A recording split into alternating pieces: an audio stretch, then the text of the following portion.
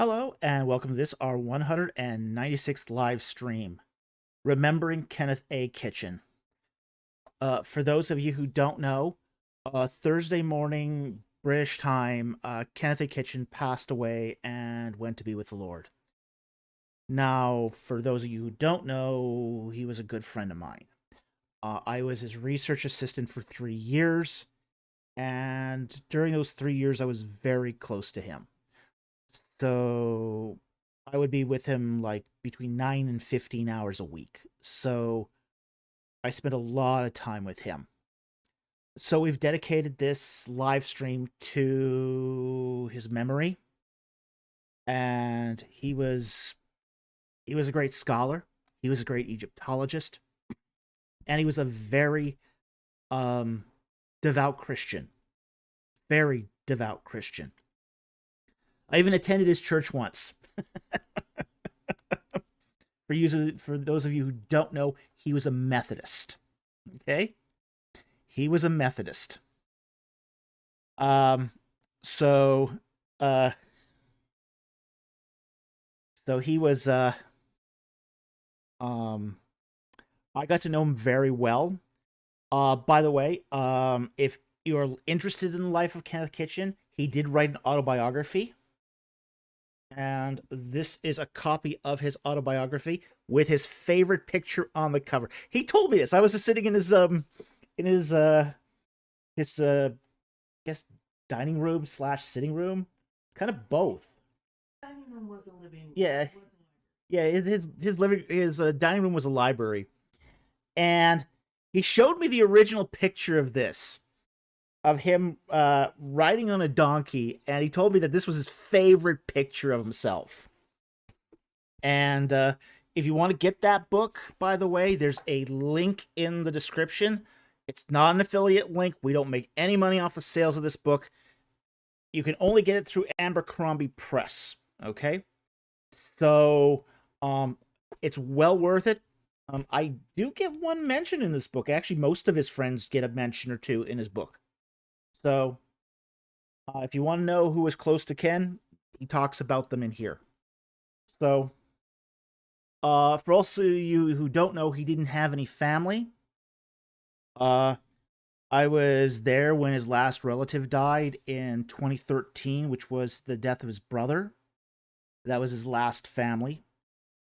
And it came as a terrible shock to him because his brother was actually 5 years younger than him.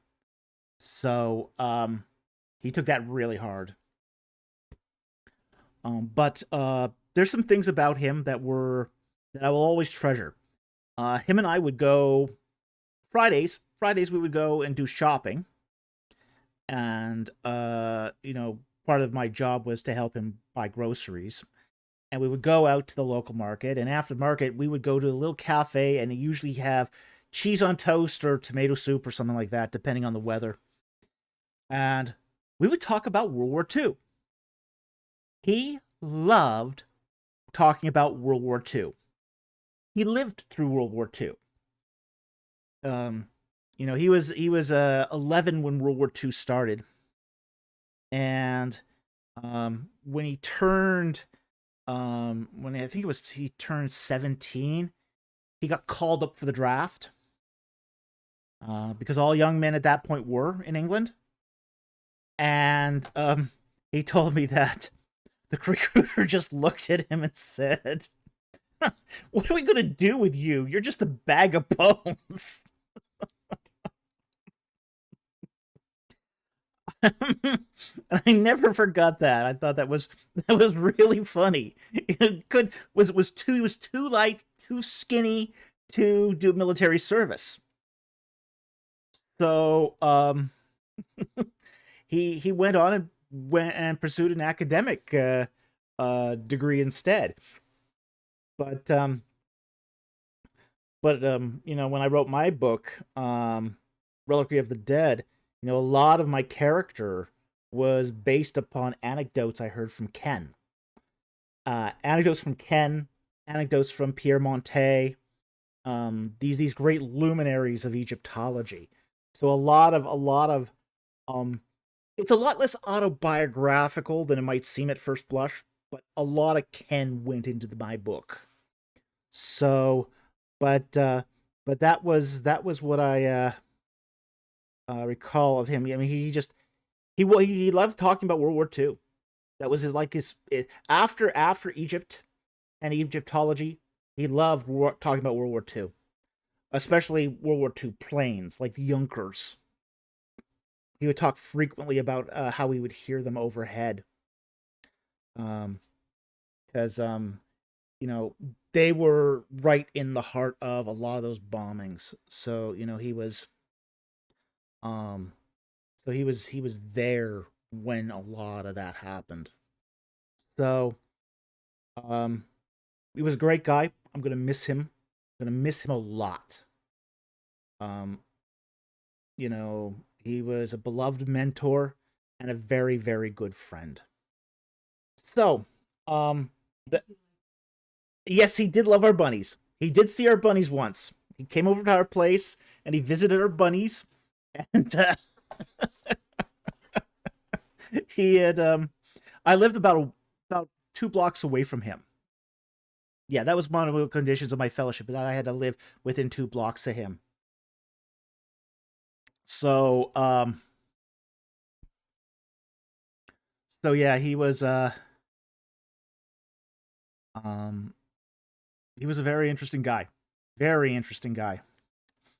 Didn't have a fridge. This is one of the things that few people know about him.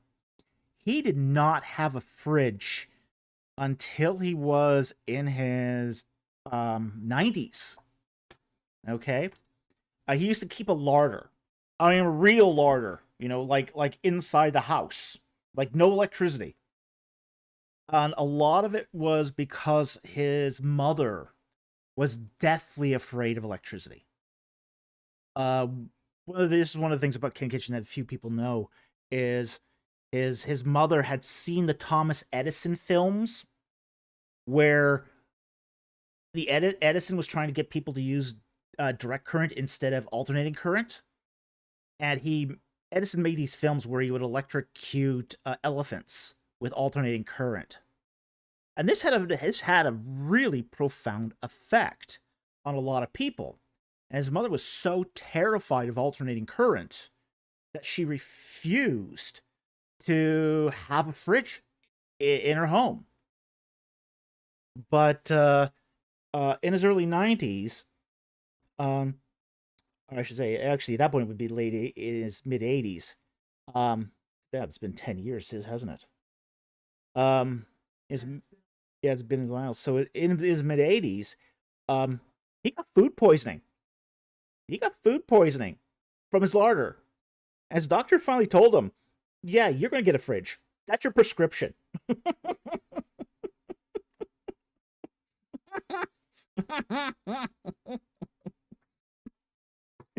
So he turned like 86 and for the first time in his life got a fridge.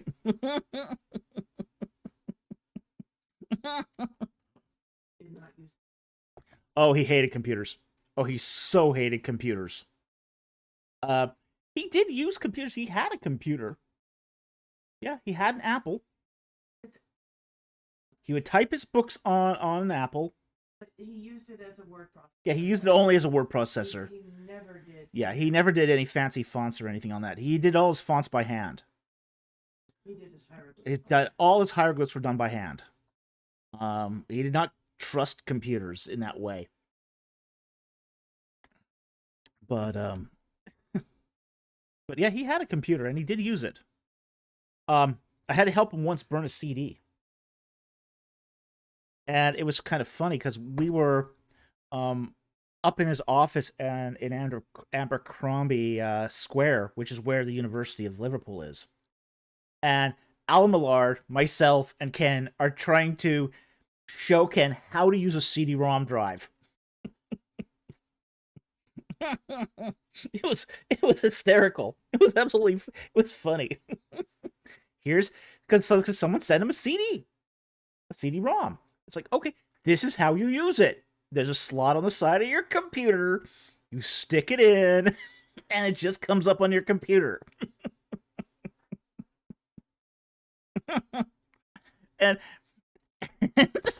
And Alan's just going, he's just shaking his head at this. Unfortunately, Alan Millard went to be with the Lord, I think, 2 years ago, 2 or 3 years ago. So we now, our minds, we've lost some really great people in the last couple of years. So, but yeah.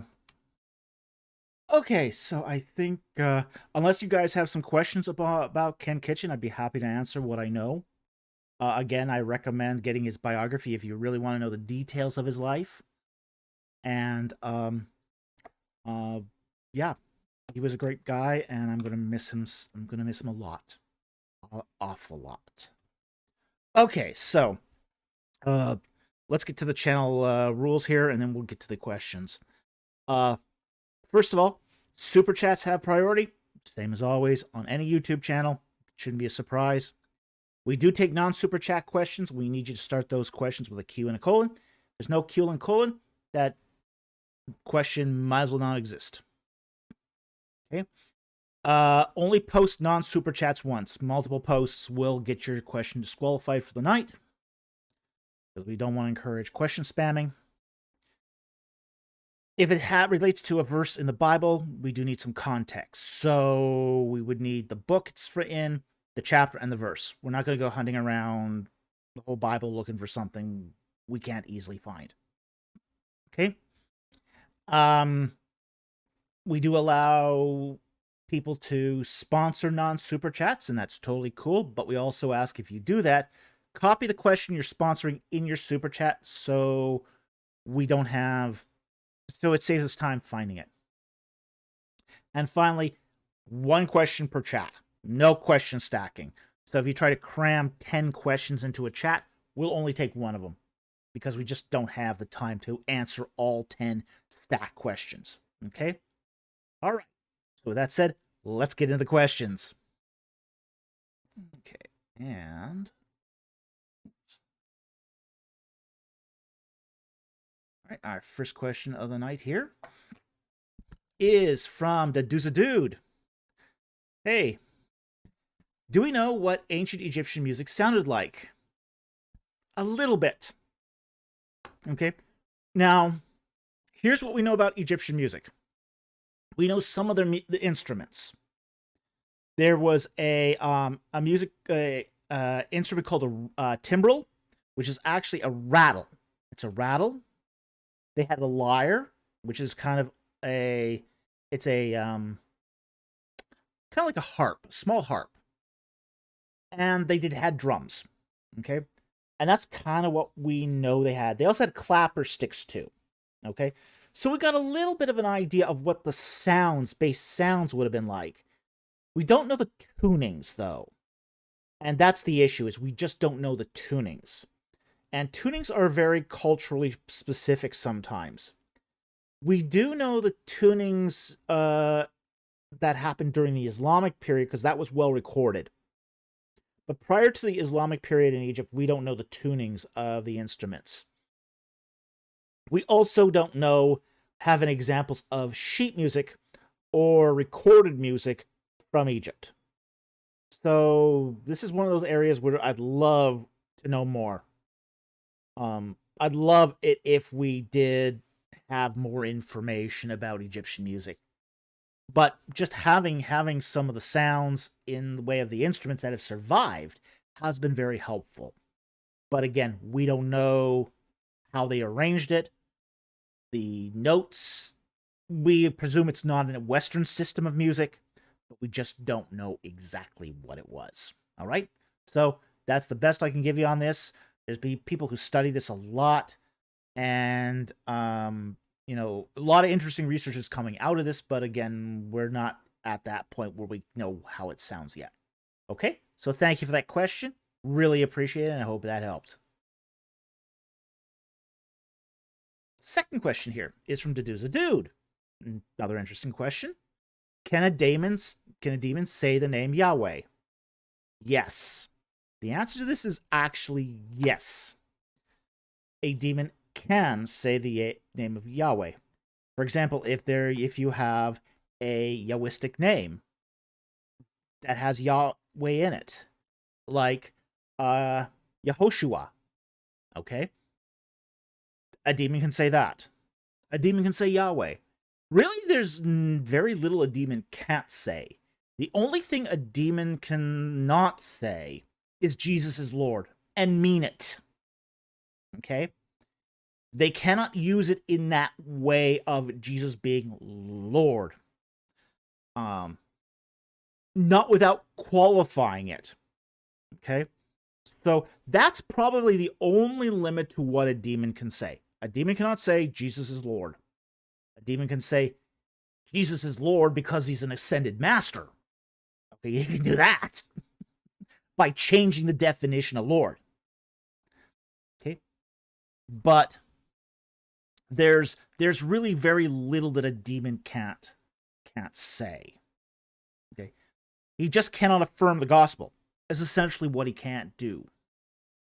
So I hope that helps.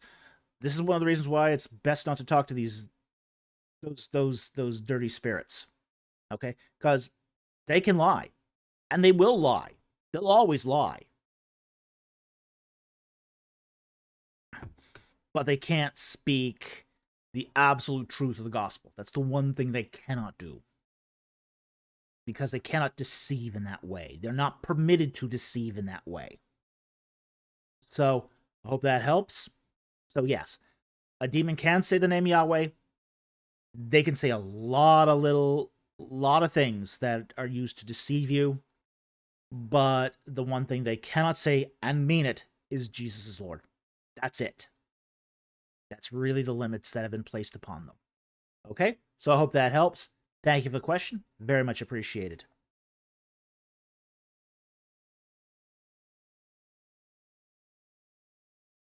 Christian theology and apologetics.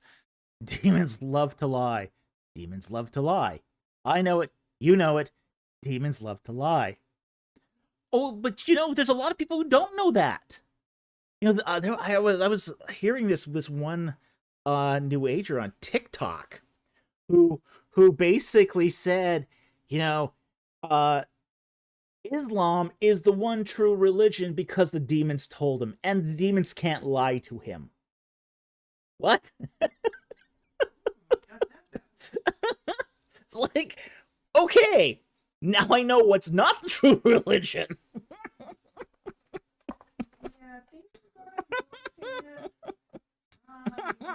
If demons are endorsing Islam, okay, that settles the question for me. Just saying.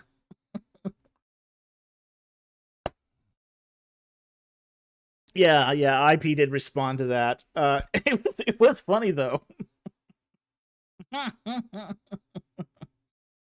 Yeah, he did respond to that. It's just crazy, though. It's crazy that he would even say that. It's just like, aha, okay.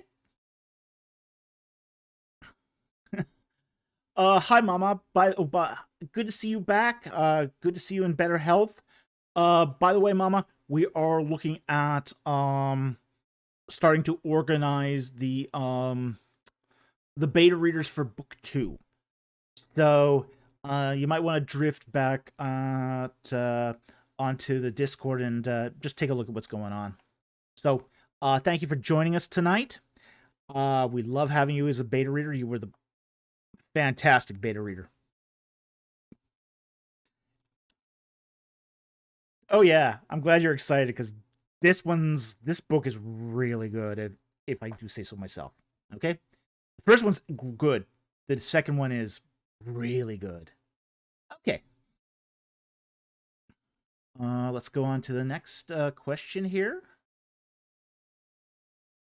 Question 3 here is from Darkblade. Okay. He says, in 1997, the book Phonologies of Africa and Asia, including the Caucasus, Chapter 1, Akkadian and Amorite Phonology by Giorgio Busolati, says speakers of Amorite died out circa 1600 BC. What's your take on this? Well, my take on this is a couple things. One, that book is really out of date now. Really out of date. The with the tablet, the two Amorite tablets that were discovered, the phonology of Amorite has really, really radically changed as far as what we know about it now. The fact is that in 1997, all we really had of Amorite texts were seal inscriptions, basically little seals, bulla from that were used on seal rings. That was what we had. We had no long texts from the Amorites. Well, that's changed now. But we also have a greater understanding too now of how Amorite civilization developed. It didn't just stay in one place. It spread out.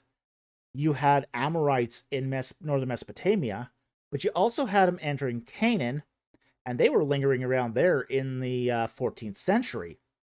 Likewise, you had Amorites going down to Egypt to form the Hyksos dynasty, and they were there to the 16th century. So, that's 100 years after 1600. So there's a lot of, I think, a lot of problems with the idea that just saying that the speakers of Amorite died off based upon what little evidence they have. So I think it's one of those cases where we don't find anything, so we just presume they died out. But we do know that Amorite culture long persisted after this. So, again, 1997 is a book that's really out of date in this field. So I wouldn't pay much stock in it at this point. So, hope that answered the question. Thank you for the question. Very much appreciated. Okay. Next, the super chats. Okay, our first super chat of the night is from Christian Thought and Theology and Apologetics. Hi, Addison. For $4.99. He says, if Isaiah 53 predicts the Messiah, i.e. Jesus, why is it written in past tense? Okay. Let's be clear about something, which is the whole nomenclature of past, present, and future tense is a bit of a Western anachronism that's been sort of superimposed upon Hebrew. Now, they do functionally use the perfect as a past tense, functionally, but it had other purposes as well. It also was used for a completed action. And I think this is one of the big advances that we've had in ancient linguistics, is this whole notion of aspect theory. Okay, aspect theory has radically changed how we view ancient languages.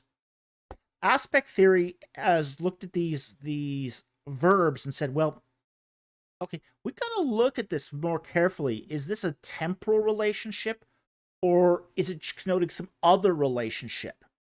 And it looks like that Hebrew follows closer to that aspect theory of language than, say, a temporal theory that we find more in the West. And really, not so much in the West as we would like to think. We like to think of verbs as present, past, future, okay? But really, even our verbs are more flexible than that.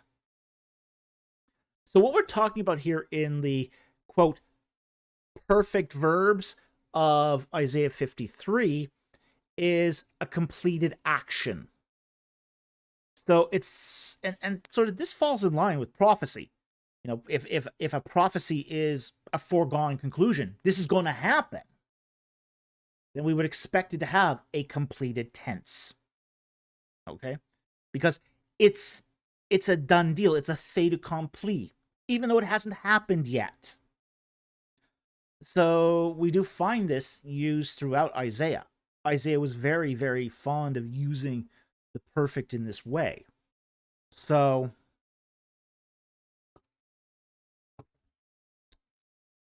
I hope that helped.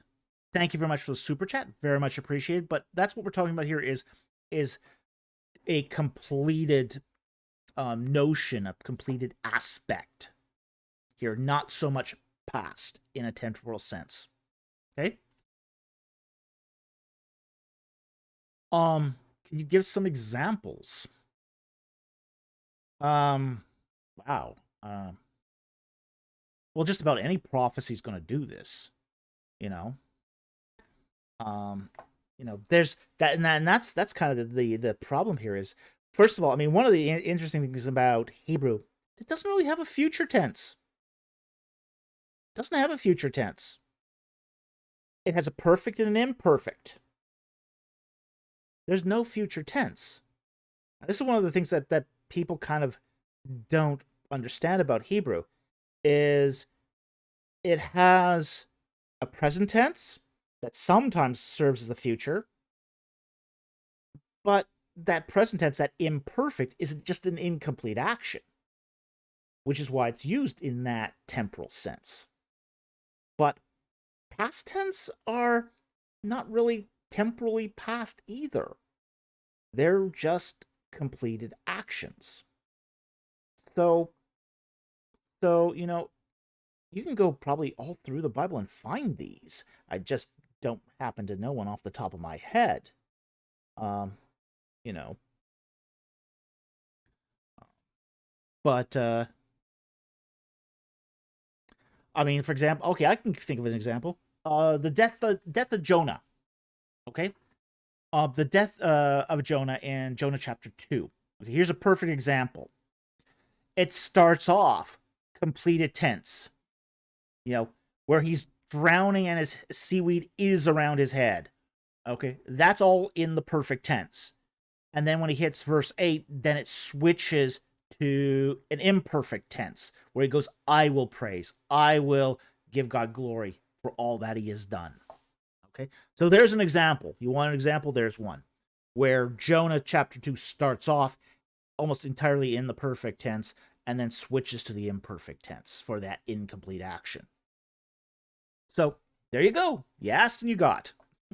Just took me a while to remember it. Okay. So, hope that helped. Thank you very much for the super chat. Very much appreciated.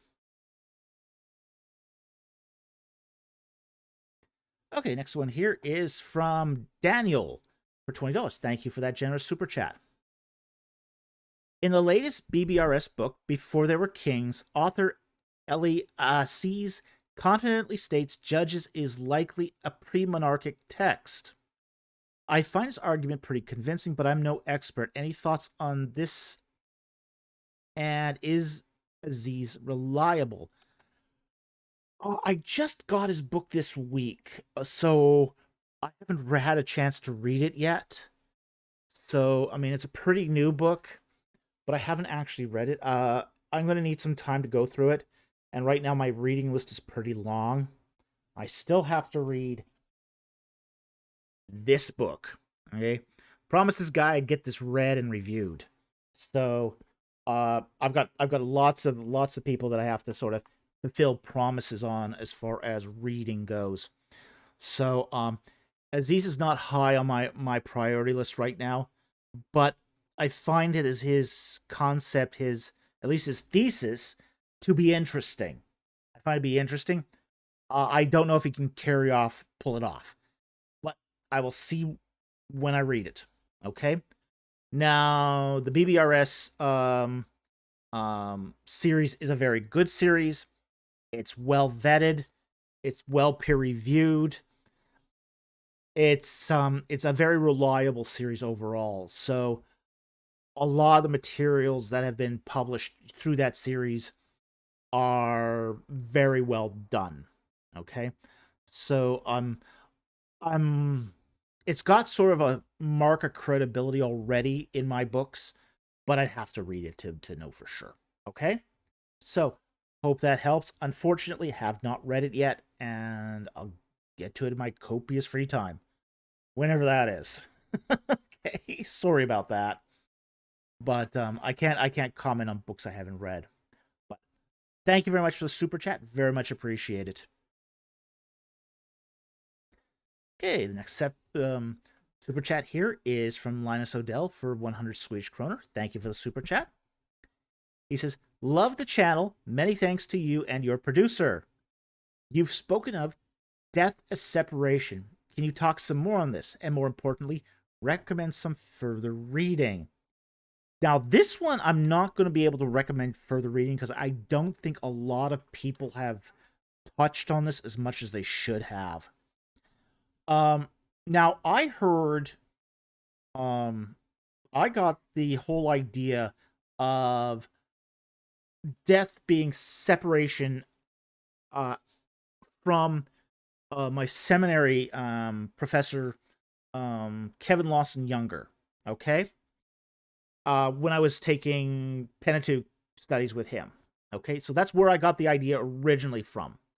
But I also noticed it too, as the more I examine the ancient Near Eastern sources, that this was something that's applicable across the board. It's something that seems to have been ubiquitously held in the ancient Near East.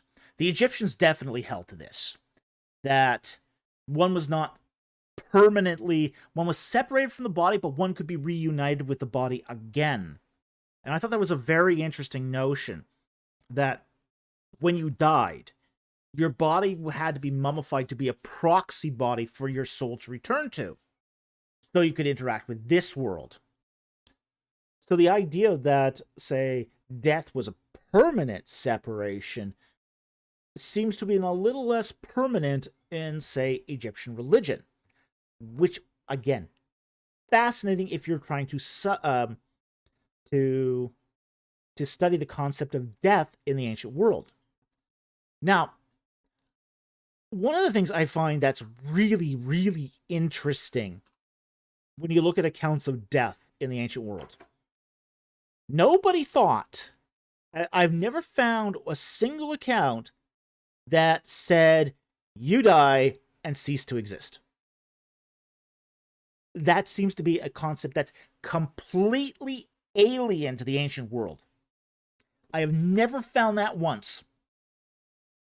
In all my readings of ancient texts, I have never found one situation where somebody says, you're dead and you cease to exist.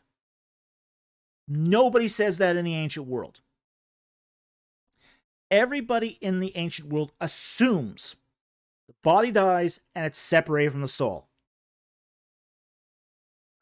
Now, what happens to the soul after death becomes very speculative, based upon what people believe religiously. But everyone seems to believe this. You know, when I hear, like, for example, skeptical scholars talk about Israelites, oh, they didn't believe in an afterlife. You know, they just believed you died and stopped being. Nonsense. Nobody believed that in the ancient world. Nobody believed that. It's absolutely asinine that anyone would even say that. It's just crazy talk. Now, every account I've seen of say, you know, death in the ancient world is one where it's a separation of body and spirit. Again, where that spirit goes depends on the religion. What happens to it depends on the religion. Okay. What about the Sadducees? Great question. What about the Sadducees? They didn't believe in a resurrection. They still believed that there was a body and spirit. They just believed that you didn't get a new body.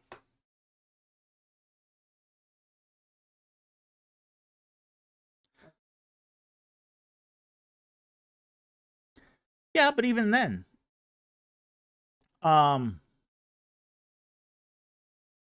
was my phone. Well, I need to take this. It could be Jan too. Nope. Nope, none of that. All right. Yeah, we're going to my father's memorial tomorrow, so that's the other thing, is we need to sort of end tonight at midnight, no later than midnight. So, yeah, it's not going to be any 5-hour live stream tonight, because we got to get up early tomorrow for that. But yeah, now where was Bonbons? Where it was. They asked if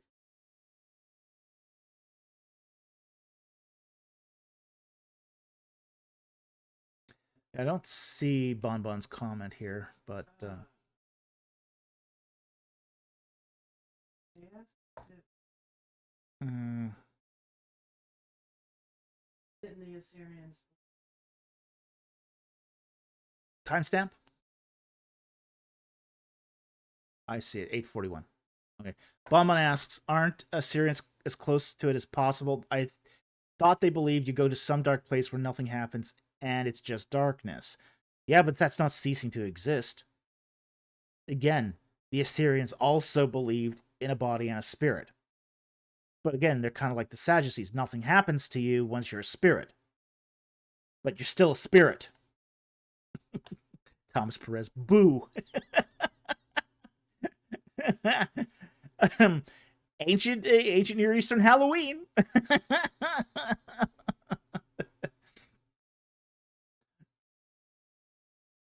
The Camilla part, isn't that just shale? Yeah. That's just shale. Yeah. It's just shale. You know, Sadducees believed in shale. They just didn't believe there was a resurrection. So, Dossman, too spooky for me. Woo! Okay. We've had enough fun with this. So, anyway, yeah, so everybody in the ancient Near East thought that death was a separation of body and spirit. They just debated over what happened to your spirit. That's really all that's.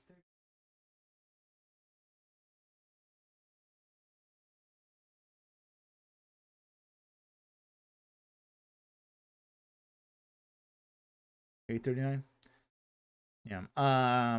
Bauman says, sorry, Israelites were dualists metaphysically. Matter is a separate ontological substance compared to the immaterial. Yeah. Yeah, they were. Yeah, they were substance dualists. So so they believed in a body and a soul and a spirit. So Lazarus was dead. BC. Well, yeah, Lazarus was dead until he wasn't. Yeah, that kind of would finish it there. Yeah.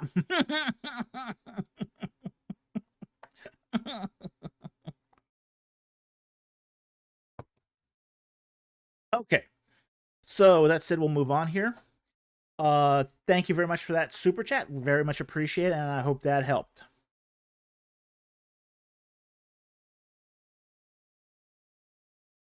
All right, next super chat here is from Andreas Forster for $13.99 Canadian. Thank you for the super chat. One, can now this is a question stacking. Okay, we don't permit this normally. So keep this in mind. But I think we can answer these pretty fast. Okay. Can atheism be considered monotheistic? No, it's not monotheistic. It's pantheistic. Is there a better term to use? For example, monolatry. Yes, it's monolatrous, but it's monolatrous pantheism. 3, is there any connection between this and the development of Judaism? I don't mean like Freud's theory. No, not really. There might have been some connection because there was pantheism, once you have transcendent deity, collapses into monotheism. Likewise, monotheism, if you have an immanent deity, collapses into pantheism. So there is some possibility that there were pantheists running around in Egypt in the early developmental stages of Judaism. That's possible. Because remember, there's a whole lot of different people with different religions coming out of Egypt with the Israelites. So it's possible that some of them could have been pantheists. And then when a transcendent deity is presented on Mount Sinai, that would collapse into monotheism. So yeah, there's some possibility there, but Atenism itself is not monotheistic; it's pantheistic, and you can get that right out of the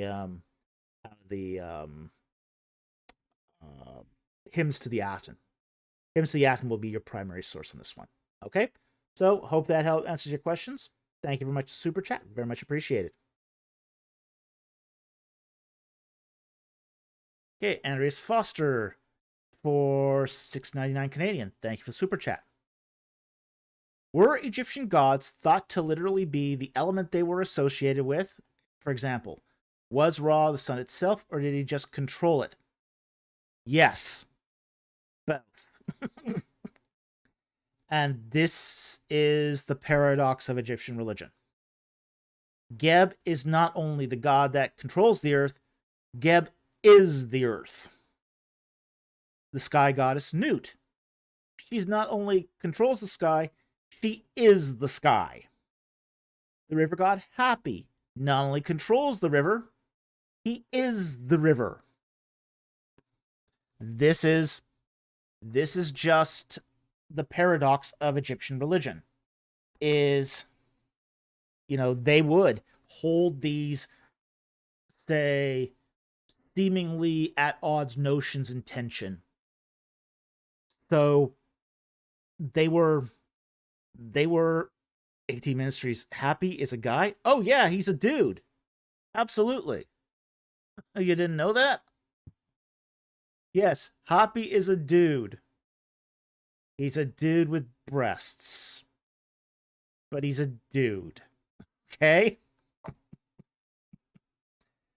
The Egyptians didn't think this was weird. Just saying. Okay? 18 Ministries.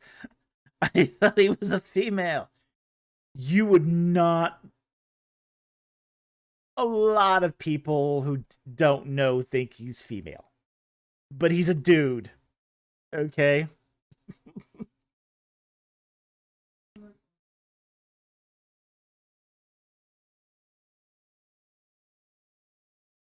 850.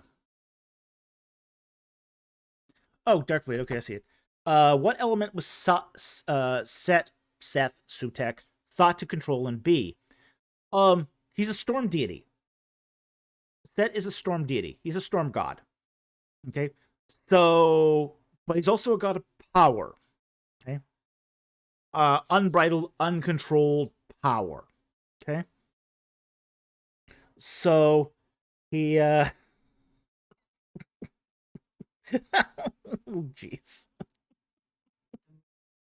No, Papa's comment.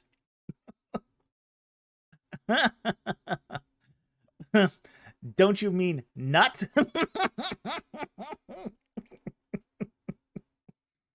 Oh dear. Wreckmeyer.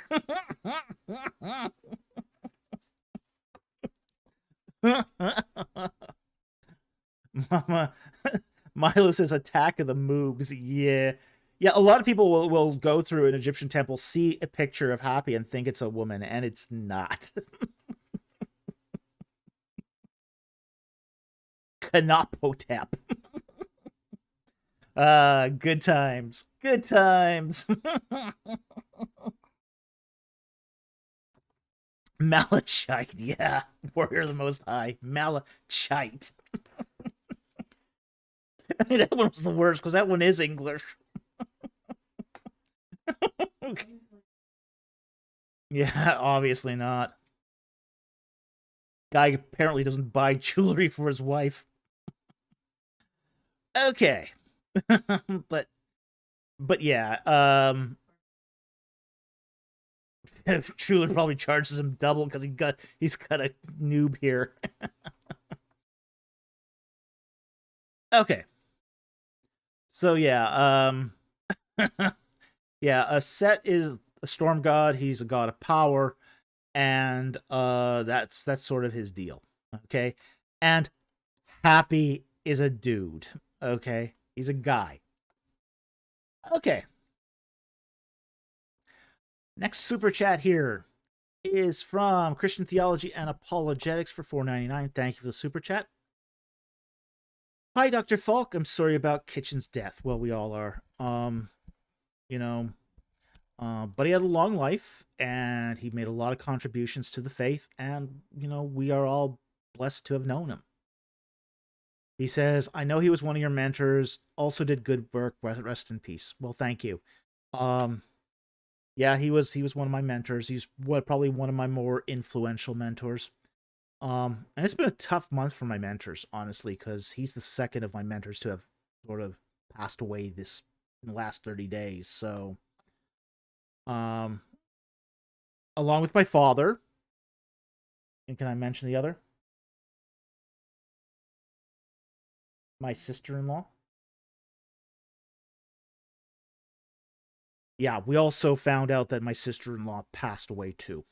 Okay, so we are dealing with in the last 30 days four close deaths, potentially even a fifth, which one of our relatives is missing, presumed deceased too. So it's just like, okay, yeah, it's been a tough month. It's been a tough month. So, but we're trying to keep focused on the ministry and the work and trying to press on regardless. Okay, Dossman for $2. Thank you for the super chat. He will be missed. Thanks for updating us. Well, uh, yeah, um, he will be missed. He will be missed a lot. And as soon as I got the updates, I told you guys too. So I was up at 3 a.m. on Thursday when I got the news. So as soon as I found out, you guys found out, essentially. Okay. Yeah, we'd also appreciate prayers for tomorrow as well, because tomorrow's going to be the final memorial for my father. So um yeah, it's been a lot. It's been a heavy month. Heavy month. So we would very much appreciate it, because it's for us it's kind of a long way to go. It's a long way for us to go. It's an early morning trip, and um and it's very high stress. Very high stress. Okay, so we would appreciate prayers. Okay. Dossman asked the member a question. What is a good way to motivate yourself when you feel burnout on a project, but taking a break isn't an option? Here's what I do.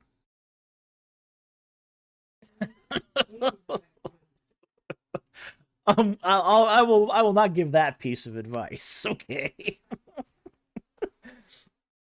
um, when I feel burnout, this is what I generally do: switch projects.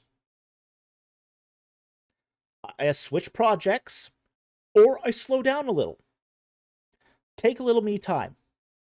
And it'll happen to me frequently because I am.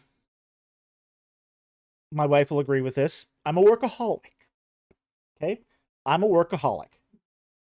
She goes, "No, really?" Here's what I'll do. I'll do something else. I'll play a game. Play a video game. Don't give up the work. Don't stop the work. Just slow it down. You know, the work will take care of itself. You know. So this is what I would recommend. If you're having problems motivating yourself and you're feeling burned out on a project, it's often because you're it's more that you're psychic, and I mean mental, not actually psychic as in levitating objects, not that kind of psychic, but your mental energy is depleted. Your ATP reserves are diminished. Okay? You're not feeling refreshed. Um, so what I would recommend is doing something else. Doing something else. Not necessarily abandoning a project because you're still having to work on it, because that's the condition here is you have to work on it. But take a little time, maybe go out for a walk, get some exercise, you know, uh go to a cafe somewhere, have a cup of coffee, read a book. Oh my gosh, read a book. Read a novel. You know? Okay, so there's a lot of things you can do here to regenerate. Pray. Pray. Meditate. Read the scriptures. Eat food if you haven't eaten in Eat 24 food hours. if you haven't eaten. I mean, some people, when they're working, they forget to eat. I've known people like this who just, they're working on something and they just forget to eat. They forget to have lunch or breakfast or whatever. I've done this sometimes where I get so wrapped up in a project, I'll just forget to eat. And then 16 hours later, it's like, oh, wait a minute. I'm hungry. Why am I hungry? Oh, yeah. Didn't eat.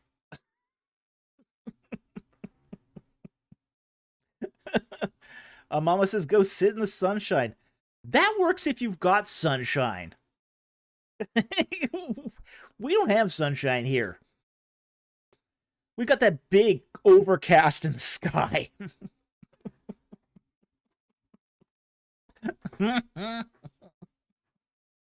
So, yeah. Camel apart.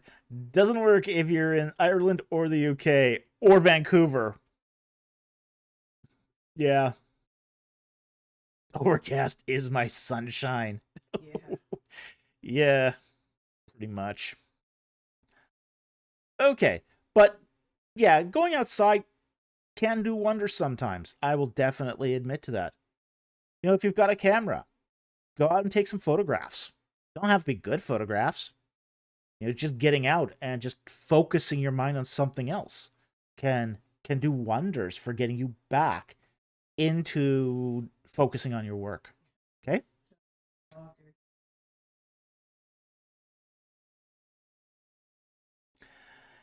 Jonathan Walker says, here in Texas, someone in the heavens is playing with the temperature dial back and forth. Yeah, we've had a couple. We've had a cold week. We've had a snow dump this week, so yeah, we've kind of been like hemmed in by snow. The worst part of having snow here is that the garbage trucks don't deliver. Don't pick up your trash, so your trash tends to um sort of accumulate in your apartment when it snows here. So that kind of sucks. The other thing is here the couriers don't deliver either when it snows, and I'm have some packages that I really desperately need to get. So hopefully, pray for the couriers that they deliver. that could be a bigger problem for me in the moment. Okay, so but yeah, there's a lot of ways you can motivate yourself if you feel burned out. Again, just a slight change in what your routine is can help dramatically. Okay. Dossman for $2. Thank you for the super chat. I need a rundown of the lobster chili recipe. Ooh. Ooh. Okay. Well, I will give credit where credit is due here. This was my producer's idea. And the thing is about chili rules this was done for chili contest. And the thing about chili rules for chili contests is they can have essentially a chili is defined as meat with chilies, okay, or chili peppers, okay. You can add fruits like tomato, that's permitted, but you can't add filler. So any carbohydrate is not permitted. So no pasta, no beans. Okay. So as long as you followed those rules, you could make a bona fide chili. And what we did was made an orange chili. And what we did was we started with lobster meat because we had that cheap at the time. So we added to lobster, we cooked it in a combination of guava juice, pineapple, Um, orange bell pepper and habanero. More of the sweet pepper. Yeah, more of the sweet peppers. The sweetest pepper. A little bit. Yeah, just a little bit of habanero to give it a kick. Okay. No beans? No. Oh no. You can never have beans in a. If you're going to enter a chili contest, you cannot actually compete if you have beans in your chili. That's an absolute disqualification. Yeah. Beans, pasta, rice. Church chili cook-offs are a little different because they flex the rules on you. But this is Texas chili. But if you're doing an official, say, chili competition, yeah, the rules are pretty strict. When we lived in Nevada, they had that national. Oh yeah, we So, attended the national competition at Topaz Lake in Nevada. Yeah, the Topaz Lake Chili Cook-Off. It was an annual event. It was fun. Oh, that was a lot of fun. Bolognius Monk. Beans and chili are sacrilege. Absolutely. Oh yeah. Yeah, they are an absolute just TBD. yeah. Who puts rice in chili? I found out once. I judged a church I attended once Oh, you had a, yeah, I was a judge at a chili cook-off once, and it was a bunch of church ladies doing their chili, and they all had filler in their chilies, okay, and they were pretty bad. Okay, I'll be straight up. These chilies were awful. Um, uh, but one of them had rice. One of them had rice, and it was so gummy and sticky. It was awful, awful. And she was so proud. Oh, she was so proud of this chili. So proud. Her secret ingredient was rice. Oh, yuck. Yeah. Disgusting. That sounds horrid. It was horrid. Because what happens in rice, if you put rice in chili, is it goes to glue. It dissolves. And you can't believe how bad it is. AJ Higgins regional beans and chili soup. That is, look, that's the chili make your beans taste. Yeah, AJ Higgins says, judging my Appalachian heritage, are you now? Sorry. Beans and chili soup with cornbread is delectable. Okay, but that's a regional thing. That's a regional thing. That's not once you've got that, you've really turned that into its own thing. It's not really chili anymore. Still eat a bubble machine. I ate glue as a child. I still eat it in food form as an adult. Hey, rice can make a perfectly good glue. Yeah, if you're doing your art. Oh yeah, rice makes an excellent glue. In fact, one of the things, if you do like sword crafts, one of the things with sword handles, Japanese sword handles, is before they're wrapped, they actually make a paste out of rice, use that as glue between the two halves of the sword handle, and just clamp it together, and then they wrap it. Yeah, you can do all sorts of crazy things with rice. Rice is one of those weird things. Rice is one of the most versatile foods out there for non-food purposes. I mean, you could turn it into alcohol. You can ferment rice to make sake or soju or moguli. Those are various liquors made of rice. You can use it to make fuel. It burns really well. You can use it to make noodles. You can use it as glue. Um, one of the most innovative things that I've ever applications of rice I've seen, and I've done this myself. Like you don't have if you let's say you don't have a butcher block, you've got knives and you don't have a butcher block. Oh, yeah.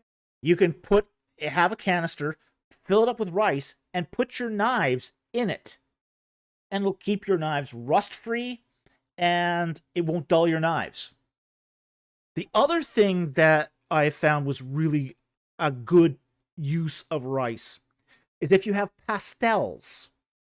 Like the pastel is kind of an artist crayon. It's usually made of a earth binder of some kind in a pigment. And one of the things you notice if you have a box of pastels is they go gray because they rub against each other and the color bleeds off of one pastel onto the other, and you can't tell what color your pastels are anymore because they're all covered in the same ugly gray film. Okay, well if you take those pastels, and here's one of the tricks I had as a student artist was I would buy people's old pastels for cheap, like $1 for this box of gray, dirty pastels, put them in rice, cover the whole thing in rice, shake it up, and it cleans that gray film right off the pastel. And then you keep those pastels in rice, and they'll always stay true to the color. They won't form that gray film anymore. So it's one of the best little art tips, and it uses rice. So rice is really versatile stuff, but it does not belong in chili. Ew. Yuck. Okay. So, that's our sort of rabbit hole into chili and rice and chili and oh yuck. For lobster chili. For lobster chili, Papaya. yeah. For lobster chili, what you would use is guava or papaya or a pineapple, and then orange bell peppers and a little bit of habanero. Okay, dark blade rice and chili off the omelet. Yes, definitely. Okay. We don't know. Micah Price asks, Dr. Falk, what hobbies haven't you had? Motorcycle repair.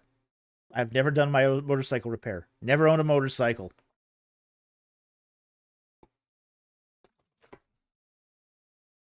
Okay. Next super chat here is from Christian Reed for $10. Thank you for the super chat. What are some of the topics in Old Testament scholar that would make an impactful dissertation? I'm currently trying to decide on a proposal for a PhD in biblical studies with OT concentration. There's a lot. There's a lot you can do. Here's what I would say. Narrow your topic down to something that's manageable. Don't listen to the guys who say you need a super broad topic. No, narrow this thing down to something really specific. Second of all, read the literature. It's gotta be.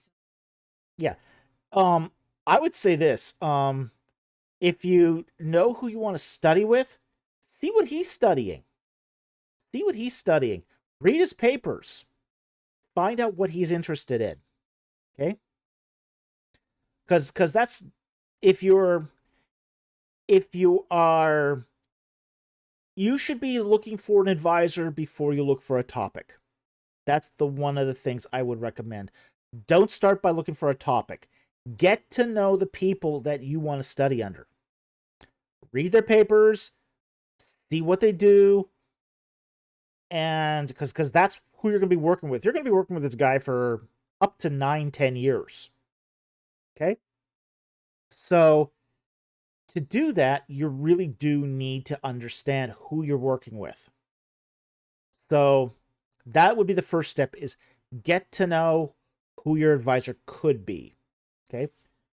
Then once you know, and make sure he knows who you are. You can do it the other way too. Get to know.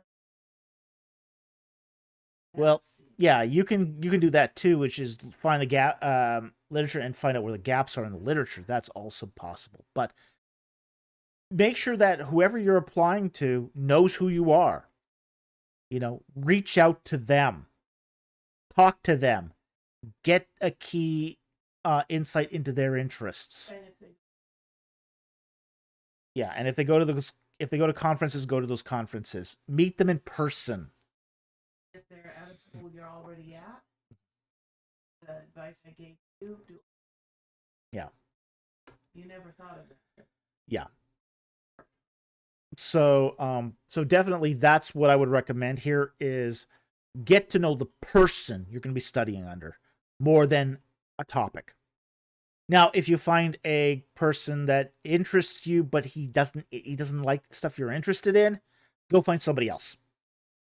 Go find somebody who more aligns with your interests. Okay?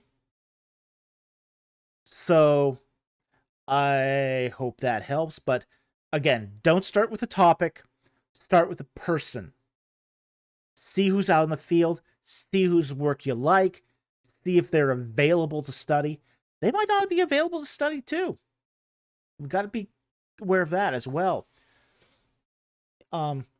I occasionally still get people who ask me if I would supervise their dissertation. I have to tell them, no, I'm not affiliated with the school. So I can't, not really appropriate to supervise your dissertation. So, you know, it's one of those things where you have to have, it has to be, you know, the right kind of person at the right time in their career too. You know, look for early career guys, people who are just starting out. So, so that's what I would recommend here, is look for the person more than the topic. If you read the guy's work and his topic interests, his work interests you, then pursue a relationship with them. Then, once it sort of becomes clear that he might want you as a student, then you could then start thinking about a topic. Because here's one of the things is, you might start talking to the guy and he has no interest in you. I've encountered that, where, you know, somebody... And once you got your PhD, Yeah, we heard about a lot more about that once I became a peer. You know, you do hear stories after you finish about students who come up and the professor's just not interested in working with the student. So it's kind of got to be a two-way relationship there. So that's the thing here, is you have to establish a relationship before you establish a topic. And talk to them about a topic. And you'll get a pretty good impression fast whether or not they're interested in working with you. That's, I think, really an interesting thing, because it's like, okay, you can try your best to have a relationship with some of these guys, and some of these guys don't want one. They don't want one with you. And you got to kind of have a thick skin about that. Because, you know, you've worked sometimes really hard to read his work. You like his work. You're impressed with his work. You really want to study under them. They're not, and you're not what they're looking for. So again, just keep that in mind as you do this. Start with relationship, then advance to topic. Okay? Once it's clear they want to work with you. Okay? So I hope that helps. Thank you very much for the super chat. Very much appreciated. Messianic Talmud for $10. Thank you for the super chat. Is there any mention of Atlantis or Thoth and the Emerald Tablets in Egyptian records or hieroglyphs? No. None. None. This is not something you find in Egyptian myth or in Egyptian records. There's no mention of Atlantis in Egyptian records, and there's no mention of the Emerald Tablets. The Emerald Tablets is an 8th, 9th century AD Islamic myth. Okay? It's not to be found anywhere in Egyptian texts, period. So this is all made up. All made up. Okay? We do find Atlantis in Greek philosophy, like Plato mentions it.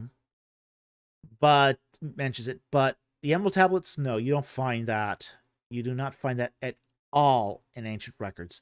You only find that in medieval Islamic myth. All right? So, hope that helps. Thank you for the super chat. Very much appreciated.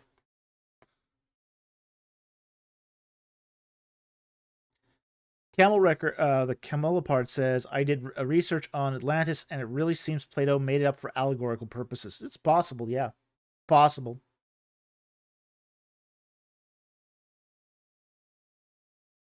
Darkblade, one person on TikTok claimed the Bible was plagiarized from the Emerald Tablets. I think that was Billy Carson. He claimed that. Oh, boy.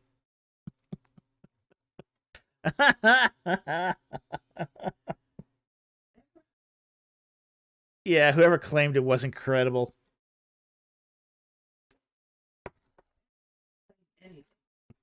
Oh, sure, you can claim all sorts of things. You can claim the moon was made of cheese. Doesn't make it credible. There's a rabbit in the moon making mochi. Oh, yeah, well, okay, we can believe that there's a rabbit in the moon making mochi. That we can believe. But cheese, come on.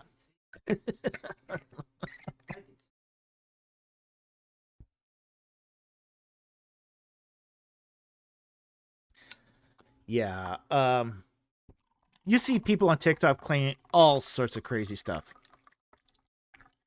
And it's not credible. None of that stuff is credible. Okay.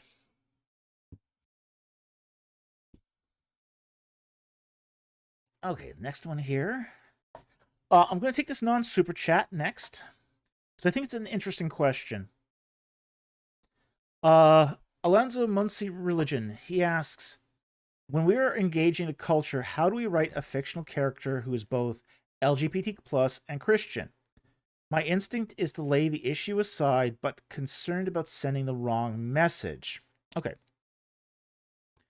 First of all, I am not opposed to writing characters that are LGBT. Okay? Plus. All right? There's all sorts of characters in this world. So I have no opposition to writing that. And there are people in this world who claim to be LGBT plus and Christian. Okay? The tension here is going to be reconciling the two, because that's the tension in real life. The historic Christian faith is not exactly compatible with the lifestyle. So, because it's not compatible with the lifestyle, there's always this give and take, shove one way, shove one other. So if I was writing such a character in a fictional setting, I would try to express that conflict. What's that internal conflict? How does that make them behave? How does that make them react to others? Now, I would also recommend, too, that if you, before writing such a character, you do your research. Okay? Now, in my case, I happen to know a lot about this topic because I worked with these people for 3 years. Okay?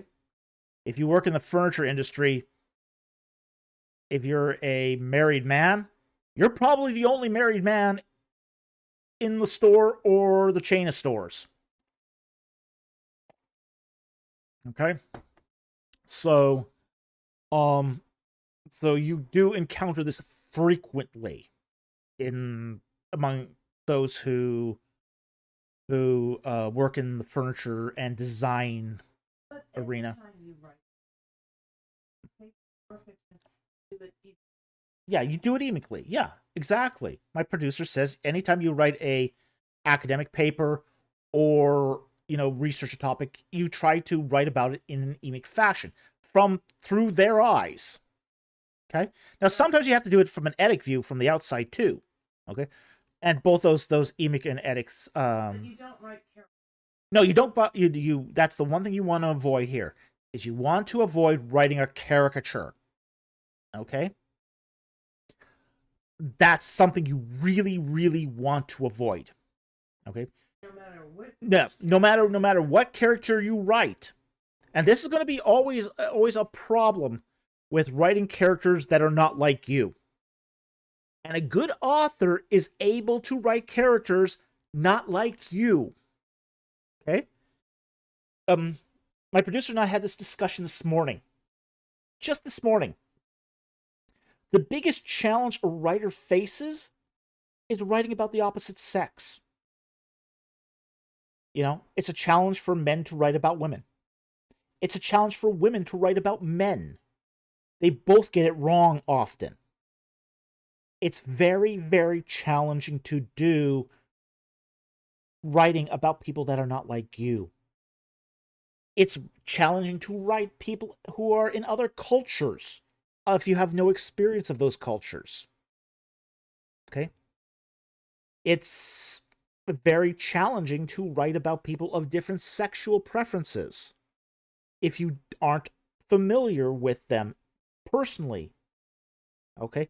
You have to do your research, and you have to do it with sensitivity and respect.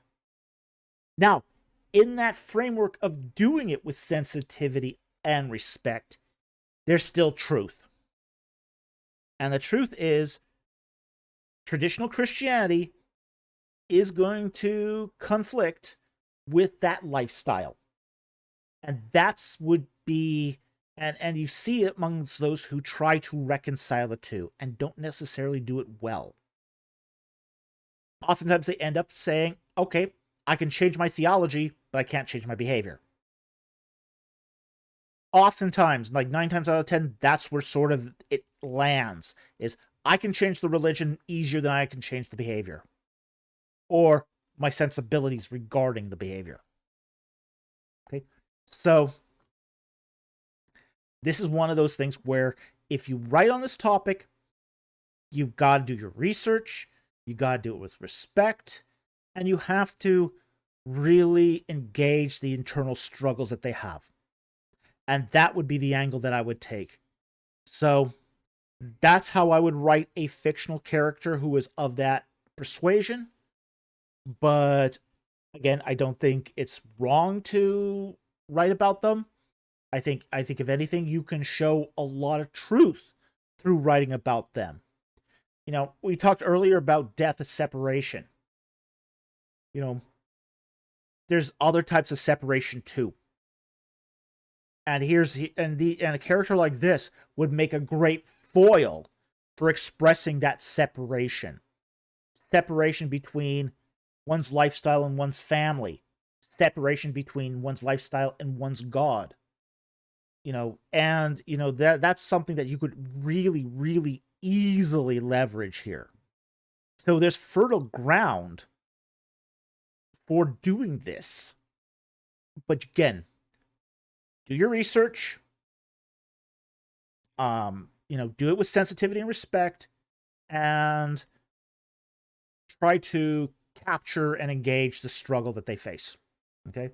That inner tension between trying to hold to a faith that disapproves of that lifestyle with the lifestyle itself. Okay?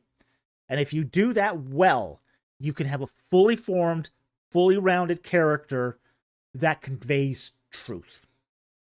Okay? So I hope that helps. Thank you for the question. Very good question, and I really appreciate it.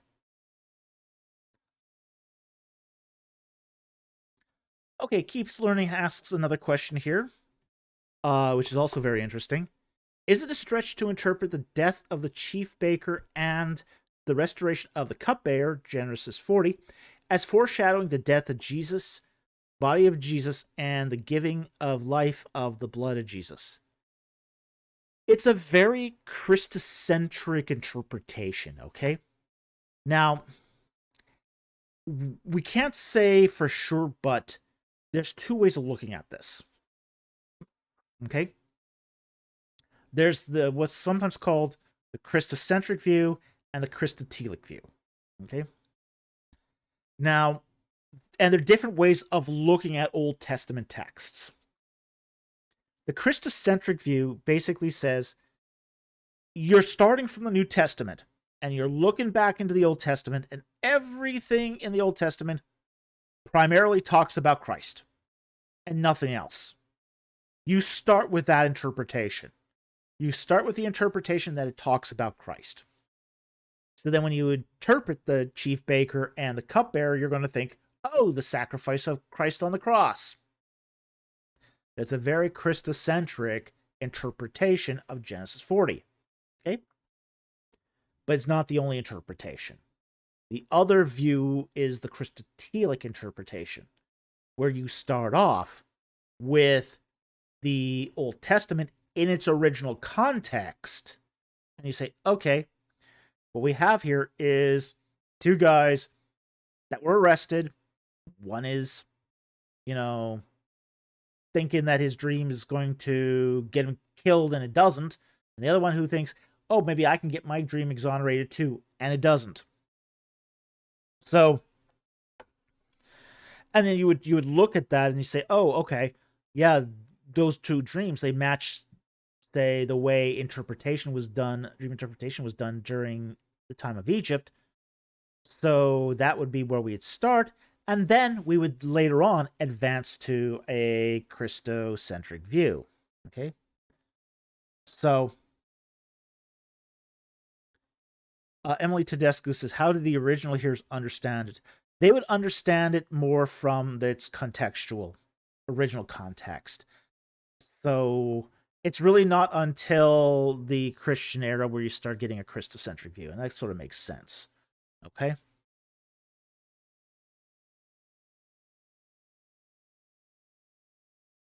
So this is always going to be a tension here between hermeneutical philosophies. Do you start with the Christocentric view or do you start with the Christotelic view? Now, neither of these views, say, eliminates Christ in the Old Testament. Both of them accept that view. It's just which view has priority first. Which one do you start with? Okay? Now, I tend to lead towards more Christotelic interpretations than Christocentric interpretations, but I also know people like Jeremy Green who focuses first on Christocentric and then, well, if he ever gets around to it, Christotelic. This is one of the things I have found with a lot of people who have placed the emphasis on Christocentrism, is they'll talk about Christ continuously, like Beale, G.K. Beale. He'll wax eloquently, like I'm still mad about this. Okay, still mad about his book called The Temple. Because I thought I was buying a book that was going to talk about the Jewish temple. Well, it was 800 pages of G.K. Beale talking about Christocentric view of the symbols of the Old Testament. He never got to the symbols themselves. He never talked about the history of the temple or the Ark of the Covenant or the tabernacle or anything he said he was going to talk about. It was all talking about Christ. Okay, that's a very Christocentric view. A very parochial Christocentric view, but he never got to the original context of those symbols. So, Dark Blade. What would a Christocentric interpretation of Noah getting blackout drunk look like? I'm not touching that, man. It's like the New Testament guys hate me enough, okay? It's an example of God. Yeah, it would be. God working. Yeah, but Christocentric would require a how do you interpret that as Christ? Yeah, Yeah. that People. it's the opposite end. People who need forgiveness, but that's not a Christocentric view. Yeah, that's Christa being. Okay, so yeah, there's limits. There are limits to the Christotelic or Christocentric view. That's all I'll say. And I think what would happen is you'd get some guys who, um, like for example, let's actually take that one a little, expand on that a little more. I think what the Christocentric guys would say about, say, for example, um, the interpretation of Noah getting blackout drunk, or let's say the sexual assault of Tamar. Okay, is it's a presentation of the depravity of man, basically setting up the need for a savior. Okay, so that's what I think how they would respond there. Okay, is that would it shows you the reality of who man is, so that shows that it needs a Christ. So I think that's how they would seriously treat that. Okay. Next super chat here is from AT Ministries for $49.99. Well, thank you very much for that generous super chat. Really appreciate it. Oh, is it going to be this? Dr. Falk, you said you won't cave to financial pressure. Okay. Um, I wouldn't. Unless I voluntarily do it anyway. Well, here's a test for you. You either talk more about your dopey book or you are a poopy face. The choice is yours. This was my dino budget for the week. God bless, and don't forget to write. Um, should I talk about my book? He did pay the super chat, and it's something I would talk about. All right. Well, we got an update. We finally got the proof. The hardcover proof. Ooh. Ah. Oops. Stopping it. See that pretty. Now, one of the things about the hardcover, which you won't find on the softcover of the ebook, is it's got a secret artwork. I open up the dust jacket here. Got a dust jacket because it's a hardcover.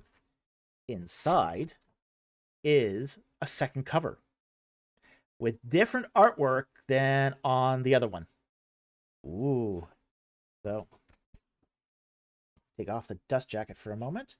You see different artwork that you would find on the hardcover.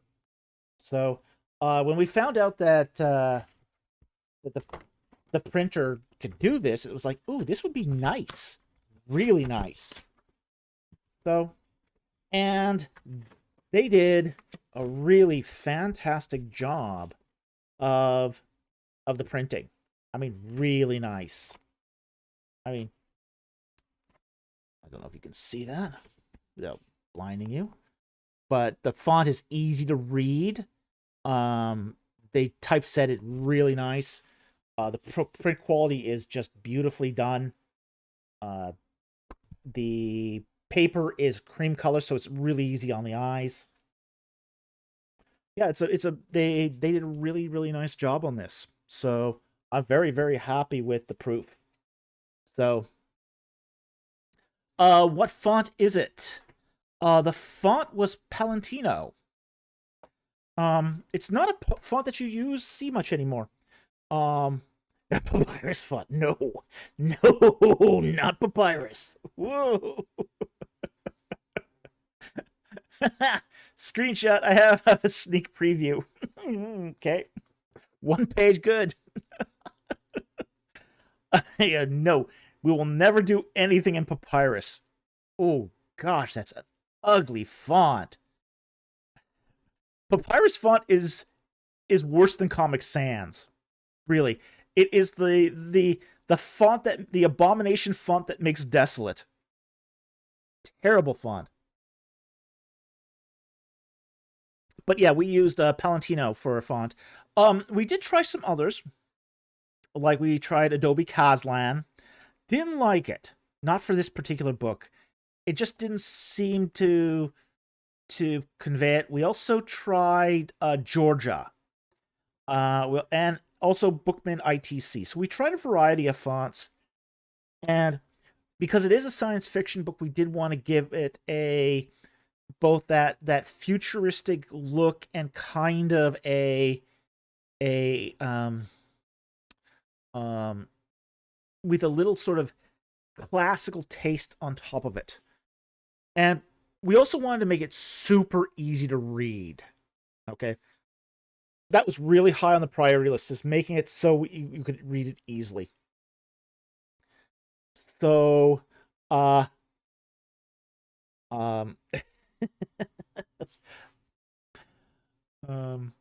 so yeah, it was, when we finally settled on Palantino, it was like, okay, this is a beautiful font for this book. We're the most high. Palantino is a nice one. Yeah, it is. Yeah, it's a very nice font.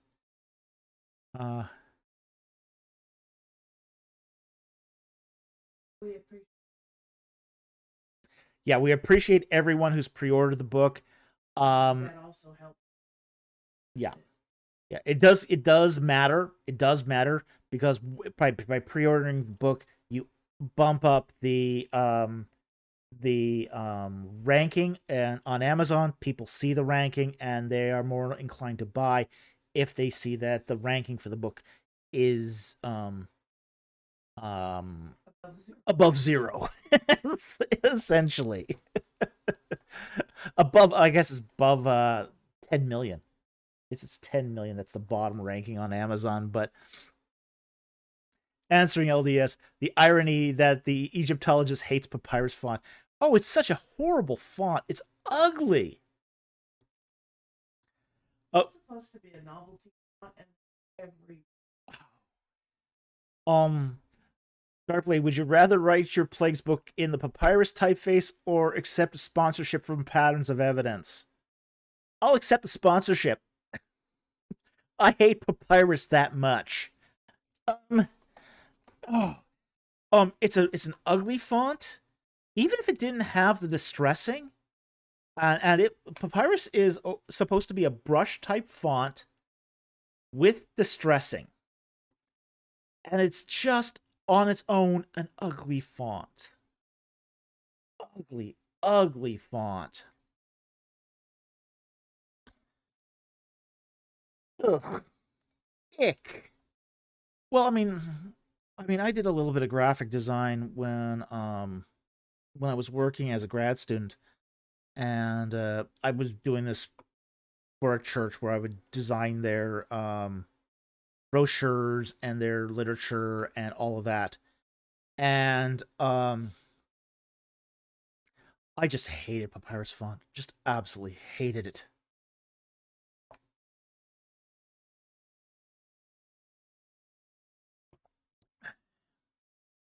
Okay. Can't. on that top. Oh, okay. Brush off the bunny hair.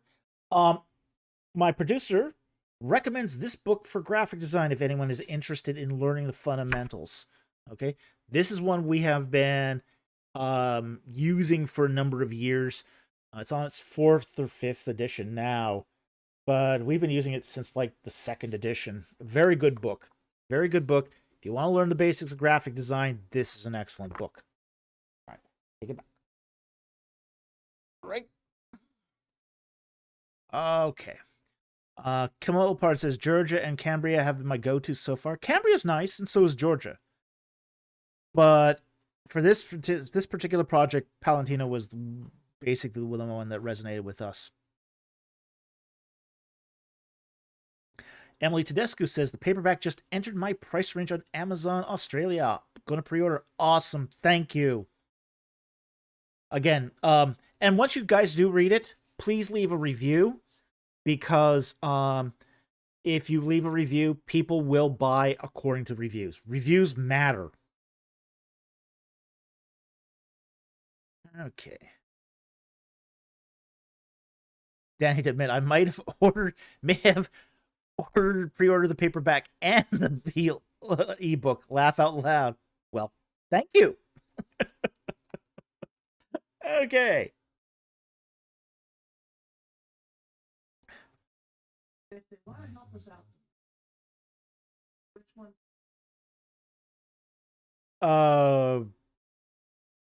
That's hard to say. So anyway, Mama says off to order the hardcover for my firstborn. Lovely. Okay. So. And if they ever add an e, bring it in. Oh yeah, if we meet you in person ever and you happen to have a book with you, we'll sign it. We have autographed books before, like for example at ETS. After I gave my lecture last time at ETS, I had a guy come up to me and ask me to autograph their Ark of the Covenant book in its Egyptian context. So we do that. We do autograph books. Okay. Warrior of the Most High says only the ebook is affordable in India. Yeah, that's something that, at least with ebooks, it is affordable. And frankly, we probably get a larger amount of money off the ebook than we do most other books, at least percentage-wise. So yeah, we encourage people to buy the ebook too if that's something you like. But you don't get the cool extra art with the ebook. Just saying. Okay. So let's move on here. Per AT Ministries, we did talk about this, so there we go. Okay, AT Ministries for $4.99. Thank you very much for the super chat. He goes, I'm sorry for your loss. Heaven triumphs that he is now home. Yes. Yes, he does. And he is alive in Christ. And praise the Lord for that. He who has overcome death. So we really, really appreciate that we have a Lord that can do that. There is hope beyond the sorrow. Jonathan Walker for $5. Thank you for the super chat. And the question is, if God doesn't change his mind, how do we understand him regretting creation of man? Genesis 6:6-7. Okay, let's bring that up, and we'll talk about that. Because this is talking about the affections of God. What does that mean? All right, so Genesis 6, verses 6-7. And the Lord was sorry that he made man on the earth, and he was grieved in his heart. And the Lord said, I will blot out man, whom I have created off from the face of the earth, from man to animals to creeping things to the birds of the sky, for I am sorry that I have made them. Okay. This is one of the big paradoxes of God, is how can God, who does not change, okay, that's one of the fundamentals of God, is he does not change. He is the same yesterday, today, and tomorrow. Humans change. We get happy. We get sad. We get angry. We get depressed. We get belligerent. We change constantly. God doesn't change. So how is it then that God's affections are expressed in emotional terms? Right? The way this works is that God has the same reaction to sin, but his essence changes in position. Okay? So what happens is, when God is close to us, he can become angry because he's in the presence of our sin. What God does to ameliorate that, to repent, turn away from that anger, is draw away from it. His essence draws away from it. So because his essence draws away from it, he can give humanity some distance, some slack. Okay? He's no less angry at sin, but he's now not close to it. Okay? So, because God before the flood was close to mankind, it says God walked with Enoch. God is still hanging around Earth. Okay? Yeah, exactly. Michael Price. His nature doesn't change, his position can. And that's exactly what it is. Okay? So, when he's regretting making humanity, it's because he's close to mankind at that point. So he can change God can change his position. And this is also one of the problems with, say, an imminent conception of deity as well. An imminent conception of deity cannot change its position because it's everywhere. Only a transcendent God can change his position. So, because God is transcendent, he can change his position. He can move away from what makes him angry. He can draw near to those he loves. And that's how God, a changeless God, a God whose nature cannot change and does not change, can have, say, affections, is through the change of position. So it's not that his emotions are changing, but his distance is changing. Okay? So I hope that helps. Thank you very much for the super chat. Very much appreciated. It's something that theologians have thought about for millennia, and that's sort of where they have sort of landed on this. Jonathan Walker says he was so close and they were so bad that he wanted to wipe them all out. Yeah. Yeah, pretty much.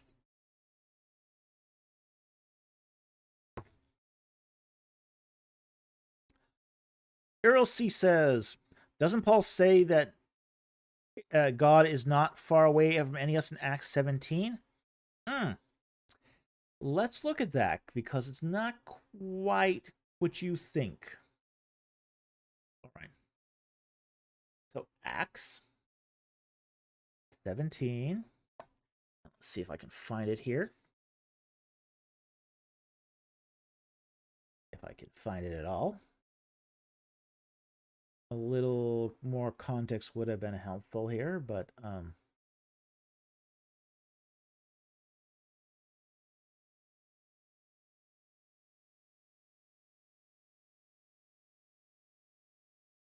and of course I can't find it. So it's like, all right.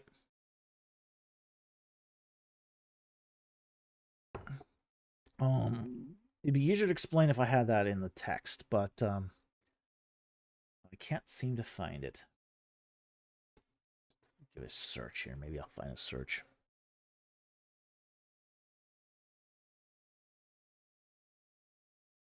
Find it that way.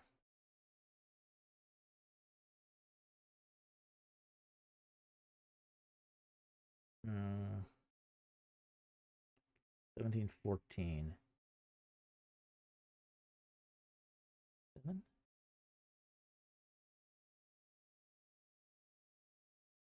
Okay. Acts 17. Let's start here at verse 24. And he's talking to the Greeks on Mars Hill. Okay, he's talking to the Greeks on Mars Hill in Athens. And he says, the God who made the world and all things in it, since he is the Lord of heaven and earth, does not dwell in temples made with hands. Okay, so there's the start here. God's not dwelling in temples. Neither is he served by human hands as though he needed anything, since he himself gives all life and breathes and breath and all things. Okay, so Paul's presenting the scope of what kind of God this is. Doesn't live in temples, not served by human hands, gave life to all things. And he made from one every nation of mankind to live on the face of the earth, having determined their appointed times and boundaries of their habitation. This is Deuteronomy chapter 32 being quoted here. That they should seek God, if perhaps they might grope for him and find him, though he is not far from each one of us. Okay. Now, this is not a distance of say separation from sin. Okay? This is a talking about relationship. That's what it's talking about here. So it's not talking about the difference between transcendence and immanence. Okay? This is talking about how God relates to his creation. So it's talking about something different here than immanence versus transcendence. Because early on, he said, he is the Lord of heaven and earth and doesn't dwell in temples. Okay? If he doesn't dwell in temples, that sort of negates the whole immanence thing right there. Okay? It negates it right there. So, because immanent gods dwell everywhere. There's no place they don't dwell. And that's the problem. So, for God to have relationship, he has to sort of transcend that immanence transcendence barrier. And that's what God has done here through the finished work of Jesus Christ, is broken down the separation caused by sin. So Acts 17 is not really talking about the difference between transcendence and immanence, but the difference between separation from God because of sin and restored relationship through Jesus Christ. That's what Paul is really talking about here. Okay? So I hope that helps. Thank you for the follow-up question. Very much appreciated. Okay. So next super chat here we'll take is from Jonathan Walker for $2. Thank you for the super chat. Is the Pharaoh that died in Exodus 2:23 Seti the first? Exodus 2:23 says, pull that up. Exodus 2, verse 23. Okay. And verse 23 says, now it came about in the course of those many days that the king of Egypt died, and the sons of Israel sighed because of their bondage, and they cried out, and the cry for help because of their bondage rose up to God. Okay. Now, it doesn't exactly say which king it is. It could have been Seti the First, but not necessarily Seti the First. It could also have been Horemheb. Because there does seem to be a gap, a time gap between the death of the Pharaoh that wanted Moses dead and and Moses' return to Egypt. A sizable gap. So that we were not sure exactly which Pharaoh this is. Is this Seti the First? Maybe. Is this Horemheb? Maybe. Is it Ramses the First? Maybe. Just not sure. So we've got one of those things where the text here is ambiguous because we don't exactly know what is the time frame here. It's supposedly after he gives birth to his son, but when is that? Okay? Like verse 22. It says, then she, this is Moses' wife Zipporah, gave birth to the son, and he named him Gershom, for he said, I have been a sojourner in a foreign land. okay, there's actually a long span of time between the birth of Gershom and Moses' return to Egypt. A long span of time. So it could be either Seti the First or it could be Horemheb. So we just don't know. There's just so much time between the two events of the birth of Gershom and the return of Moses that it could be either.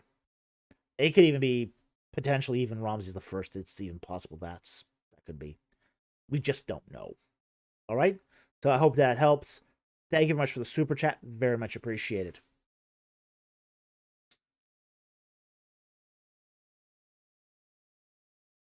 Okay, Mama asks or has a member question here, and she says our whole family sends you our condolences. Well, thank you very much. We really appreciate it. Heaven is richer for our loss, indeed, indeed. And the question. Oh yeah, they're having some great conversations up there right now. And she asks the question, what is the sassiest, saltiest thing you remember him ranting about, if appropriate to share? Oh, there's so many.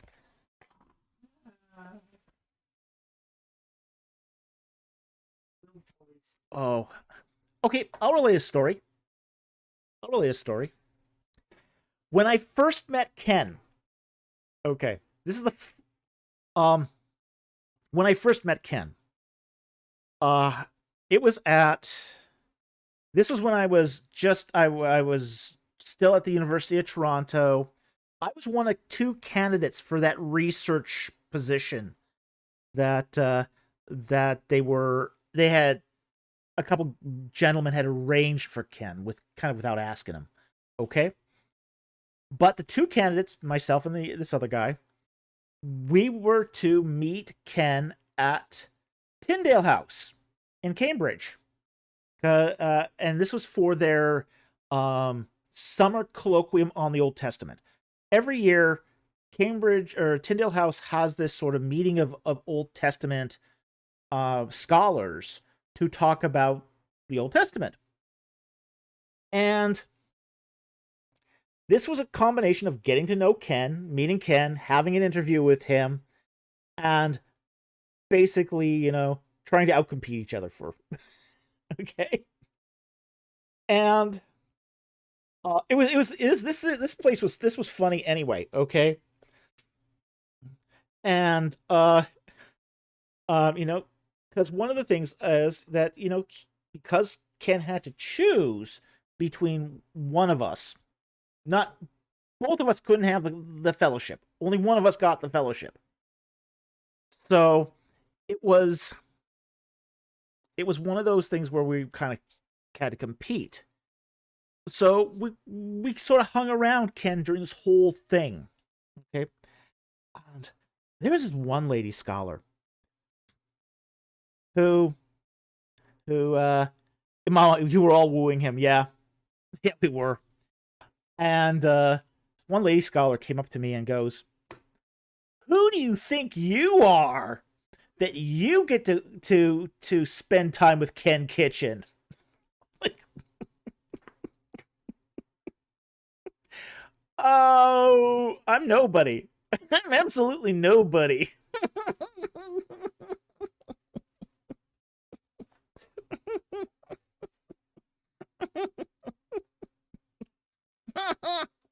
I was like, okay, nice. Okay, so we did spend a lot of time with him, but we were sitting in this one lecture at the Tyndale colloquium, and their guest of honor, their speaker of honor or whatever it was, uh Mama, why do you care, Karen? Yeah, Karen, what's that to you?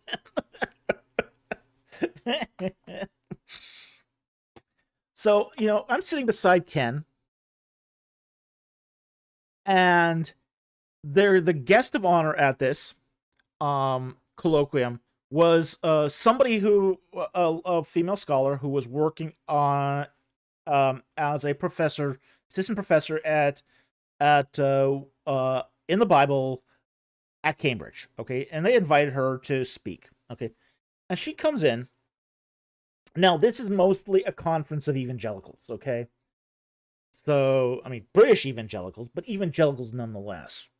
Okay, and she comes in and she delivers her keynote address on the documentary hypothesis in the Pentateuch. Okay, and everyone in the audience is sort of rolling their eyes because nobody in the audience is really buying this. Okay, but everyone is too polite to say anything. Finally, she finishes, and she expects to be lauded and congratulated for her brilliant paper. Ken stands up and goes, "I'm not convinced." And then he just lights into her.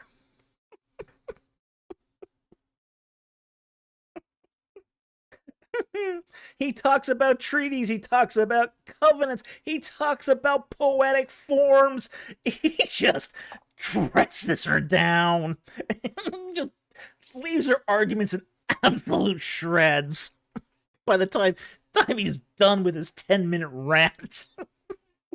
It was priceless. Absolutely priceless. Ken was all about Oh yeah, Ken was all about evidence and truth. All about evidence. Yeah. That's where you get it from. Let's just say that's what makes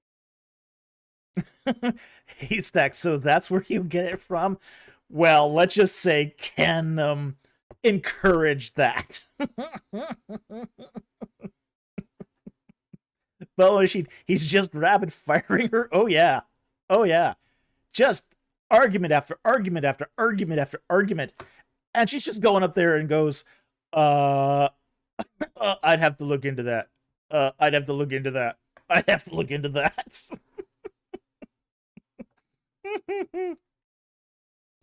Oh boy. It was just.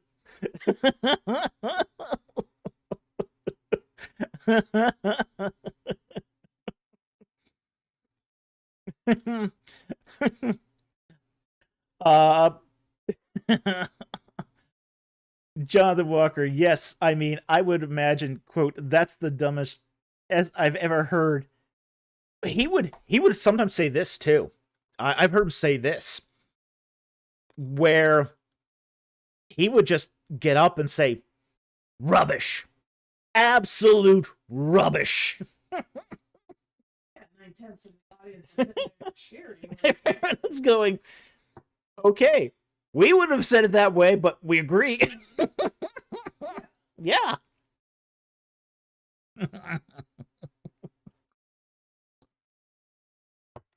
That's my favorite Ken quote. Rubbish. Absolute rubbish. And I thought to myself, I have to put that in my vocabulary. Great. It has precedence, yes. For all your, and pedigree. For all your detractors. Yep. uh yeah, so those were two. I mean, I heard him say that a few times. You know, I'm not convinced, and rubbish, absolute rubbish. Now, mind you, he would say that to friends. Oh yeah, sometimes he'd say that to friends too. Yeah. Yes. Haystack. My favorite Dr. Falk quote: "Your pastor was wrong." Yeah, man. Gabe Reagan. Rubbish is a very strong word from a classy British academic. Yeah, it is a strong word. But boy, it was so illustrative too. I mean, it's sort of really sort of what's going paints a picture. In academics these days, particularly Old Testament. Oh yeah. Is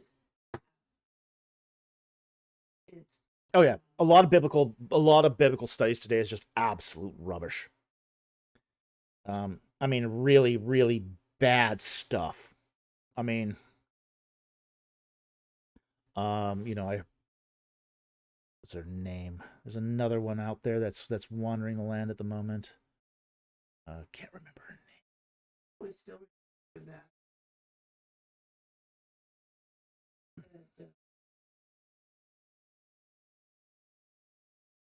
Oh, Candida Moss. I mean, her stuff is terrible. Candida Moss. Her stuff. Where it talks about the Christians making up the persecutions. Like, and that's sort of, I mean, those political. I mean, a lot of biblical studies today is nothing but political axe grinding. It's political axe grinding. Um, Terrible. I mean, we need guys like Kitchen to basically stand up and basically say, hey, this stuff is rubbish. Absolute rubbish.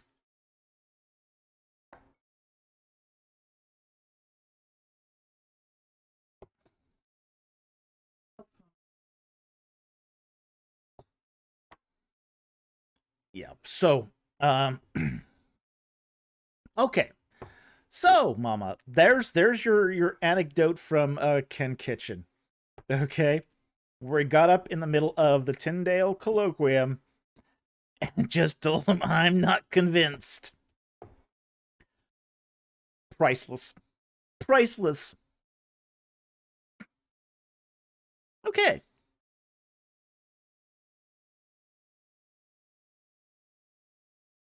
Next super chat here is from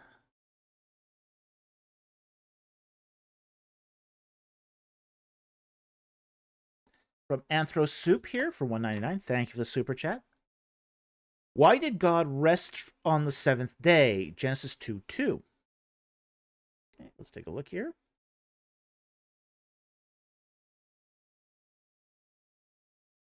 Genesis 2:2. And pull up the Bible here. Start verse 1. Thus the heavens and the earth were completed and all their hosts. And by the seventh day, God completed his work which he had done.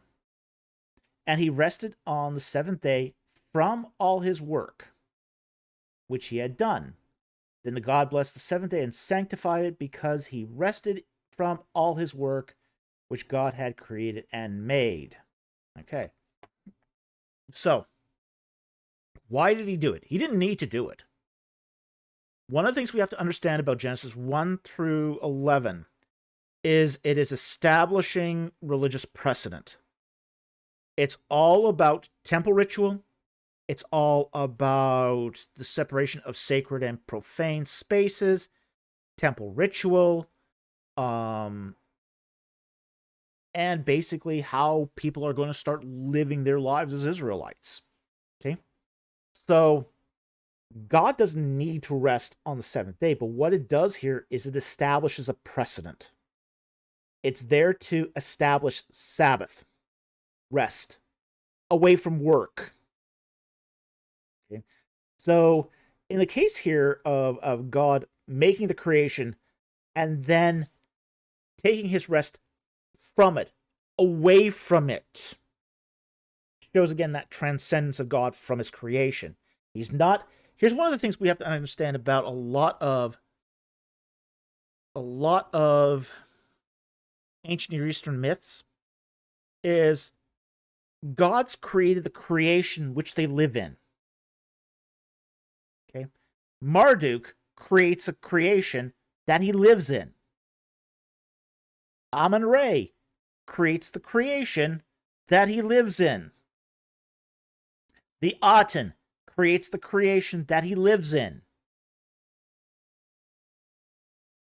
God of the Bible creates a creation that he doesn't live in.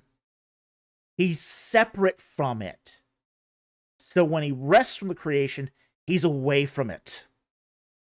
Okay? That's a very, very important distinction of Israelite religion. That the God of the Bible isn't making a creation for him to dwell in. He doesn't have to dwell in the creation. In fact, when he rests away from it. And that this is then the abode of his created beings that he can then have relationship with. And that principle of Sabbath is to help establish relationship within a ritual context, but relationship nonetheless. So it's what it is here is it's establishing a precedent, a religious precedent of 6 days you labor, 1 day you rest, and you rest unto the Lord. So that 7th day is to help you establish that relationship with God. That's its purpose. So you're away from the work. You've done the work 6 days. You separate yourself from work so you have relationship. That's what it's all about. And that's the purpose here of God resting on the 7th day. It's not that he was tired. It's not that he needed rest. It's that he took a break from the work, away from the work, so that he could have a relationship with his beings. Okay? Hope that helps. Thank you for the super chat. Very much appreciated.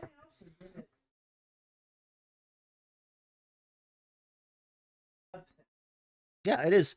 It is to give us the example of Sabbath. Yeah. But then again, that's what we find in all through Genesis 1 through 11 is this is the example of how we commune with God ritually. Okay.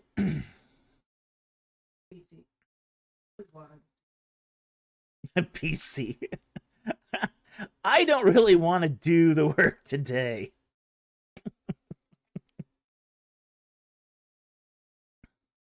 Camilla Pard. Yeah, sometimes my mom needs a break from me.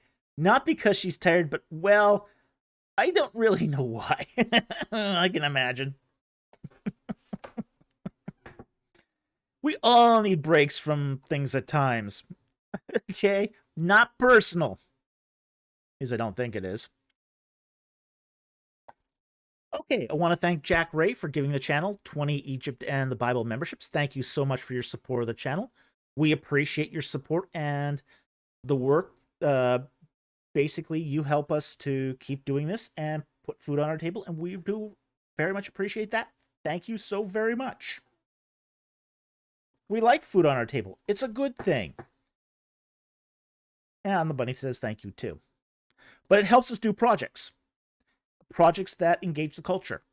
Engage the culture helps us to do content, more content for the channel. And again, all of this is going right back into the ministry.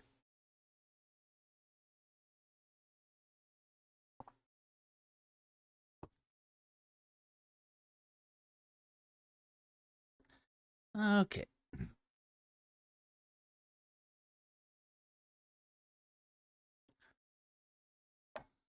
Okay, next one here is from Anthro Soup for $1.99. Thank you for the super chat. Why are curse swear words considered unchristian? Okay.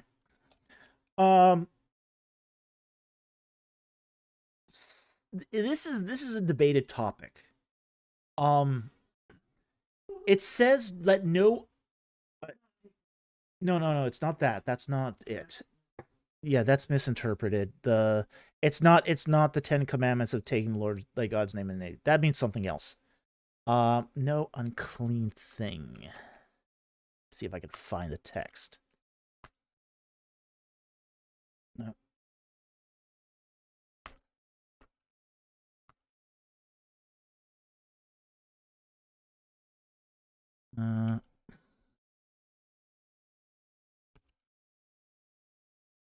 Might take me a while to find this, unfortunately.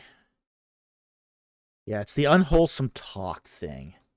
Like finding the exact text. Oops. This is not an easy text to find, so but it's the old unwholesome thing from your lips. Find it here.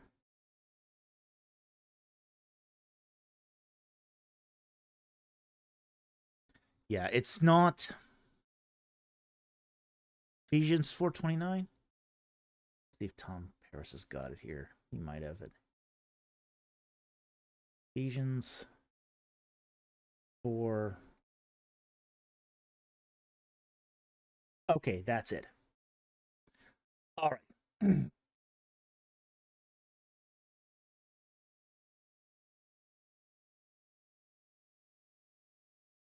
All right. Now, this is where it comes from. Is the interpretation of Ephesians 4:9. Let no unwholesome word proceed from your mouth, but only such a word as is good for edification according to the need of the moment, that it may give grace to those who hear. Okay. Now, the whole debate of this revolves around unwholesome word. Okay. Now, what is an unwholesome word? Okay. It's not necessarily a curse or a swear word. Now, there is a difference between a curse and a swear. Okay.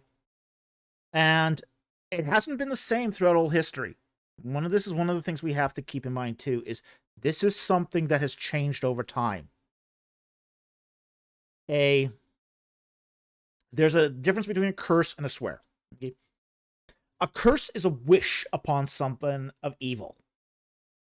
That's like, for example, if someone said, "Dang you to hell." That's a curse. There might not have been no swear in that, but that's a curse.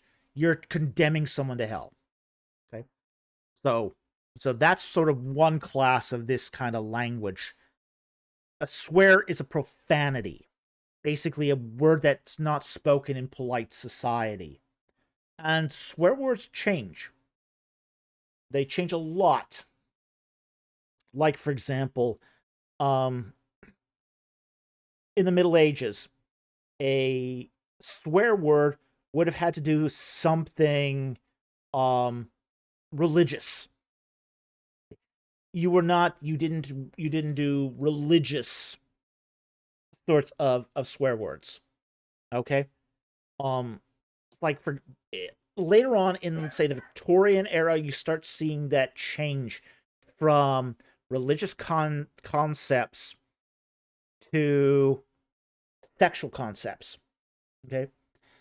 So the whole sort of nature of swear words transitioned during the Victorian period from, as I said, from a religious sort of way of swearing to more of a sexualized way of swearing. Whereas you wouldn't have found that in the Middle Ages. Middle Ages, people didn't swear that way. Okay. So there is a issue there that we're dealing with changing language too. Okay. Now, what is an unwholesome word? That is going to be very. The word here is sapros. Sapros means worthless, rotten. It's not necessarily profanity. Okay? You can say a rotten, worthless thing without saying anything profane at all. Okay? You know? Oh, yeah, you can be very, very creative about saying worthless, unwholesome things. Yeah. You know, I've met sacks of rocks that are smarter than you. That's a pretty worthless thing to say. You know? And it involves no profanity at all. You know, saying to somebody, "Why would God be interested in saving you?" That's a really worthless, unwholesome thing to say that has no profanity at all. And that's, yeah. Yeah, a lot of people who pride themselves on not swearing say those kind of things a lot, like my producers just said here. It's gossip is an unwholesome thing. It's a worthless thing. Slander. Oh my gosh, if I had a dime for every time a Christian slandered. Slander is a much more unwholesome thing than a profanity. So, here's the thing. The Bible here, in this particular text, is not talking about profanity. Quite frankly, there are some times when biblical writers talk about this stuff. Okay?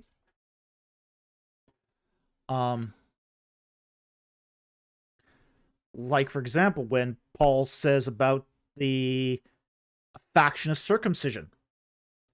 Paul says, hey, you think it's important to snip?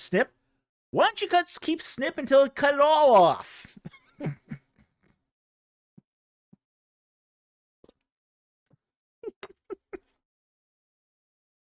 Okay?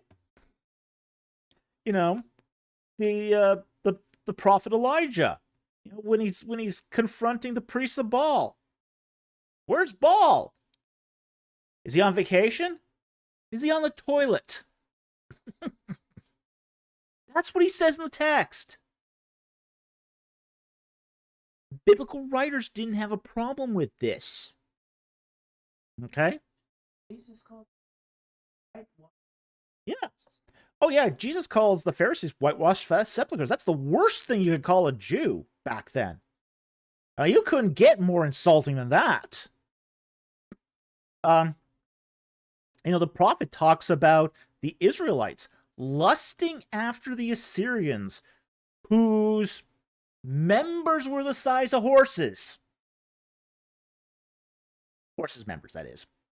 Okay? Biblical writers had no problem talking about this stuff in really graphic terms. Yes, we would say this today as that would be a swear word or a profanity. Back then, in the biblical times, it wasn't. It was descriptive. So, we got to be really, really careful here about how we expand the definition of some of this stuff. Because it's not a biblical definition, it's a cultural definition. It's a churchianity definition. So this is why I'm very careful here when I say, okay, yes, if you use profanity, do so in moderation. And that's more practical advice than it is biblical advice. Because if you're using it all the time, it makes you seem crass and basically unrefined, that you can't bridle your tongue. Okay? But it's also equally unbiblical to say that the Bible prohibits that language. The Bible doesn't prohibit that language. At least not profanity or swear words. Mm-hmm. Mm-hmm.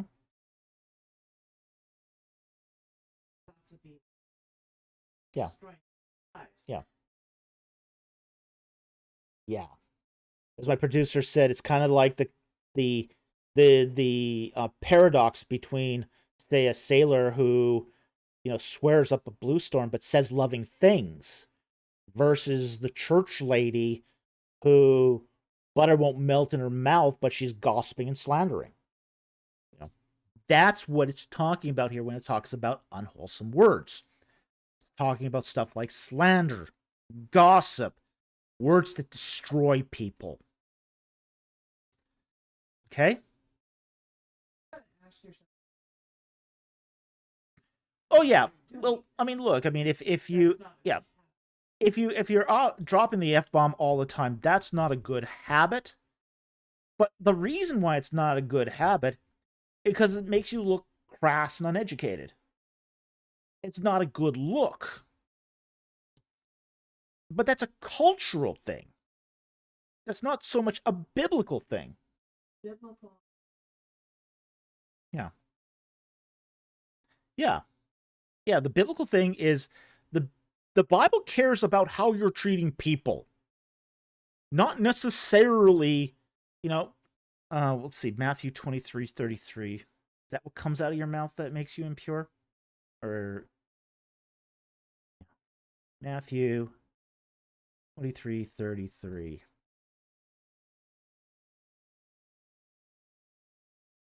You serpents, you brood of vipers, how shall you escape the sentence of hell?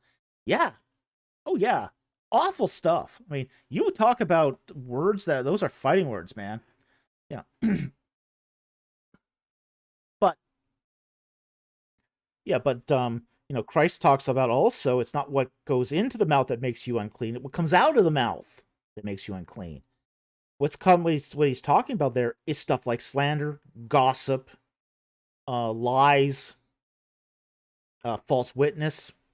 Matthew 15:17, camelopard. Okay.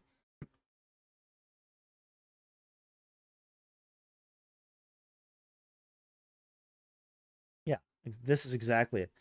Do you not understand that everything that goes into the mouth passes into the stomach and is eliminated? But things that proceed out of the mouth come from the heart. Those defile the man. For out of the heart, and I like this, comes evil thoughts, murders, adulteries, fornications, theft, false witness, slanders. These are the things which defile the man. But to eat with unwashed hands does not defile the man. That's the point here, though. This is not talking about curse words. Slander. Saying something that's not true about somebody else.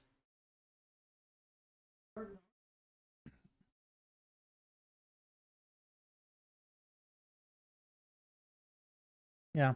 Jordan Oryx says, I've met a lot of church folk who would never cuss, but who would gossip all day and all night about those who do. Yeah. Exactly. Yeah. Yeah. So, look, here's the thing. Curse and swear words are not a good thing that you should practice all the time. Because it's not a good look. Okay, let's just face it, it's just not a good look. But it's also not unchristian either. It's not unbiblical. I do remember there was this guy. I remember him. He's now gone on to the Lord himself. But this, I remember when I was a young guy. There was this pastor. He did prison ministries. Oh. He had done hard time. He served 23 years in prison for armed robbery. Came to the Lord in prison, got out, became a prison pastor. And they invited him to speak at our church. And he said, "Okay, I am going to preach exactly like I'll preach in the prison." First word out of his mouth was the F-bomb. It's like, you can see all the little glaze.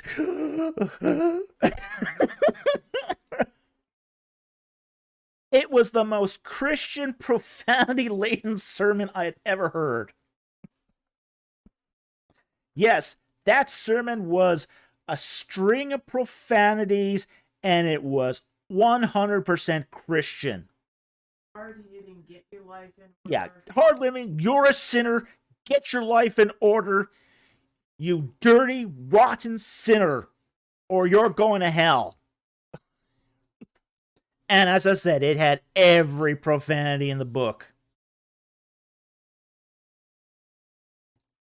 And it was more Christian than what normally came out of that pulpit.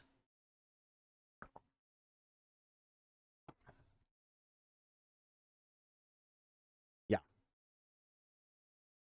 We need a little more authenticity and integrity in our speech. And care less about the cosmetics.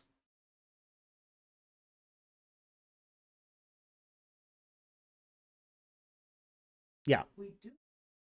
Yeah. It's just. Yeah. Pete V. There's a cursing. Yeah. Pete V says we need a better word for it than curse words because cursing in the Bible is very different than rude words today. It is. Yeah. This is why I prefer talking it about as profanity instead of swearing or curse words. Profanity is probably the better description of it, but English is a rapidly changing language, so it's unfortunately that's just going to be one of the problems with this. Jordan Oric, the most Christian profanity-laced sermon I've ever heard. Great words for a tombstone.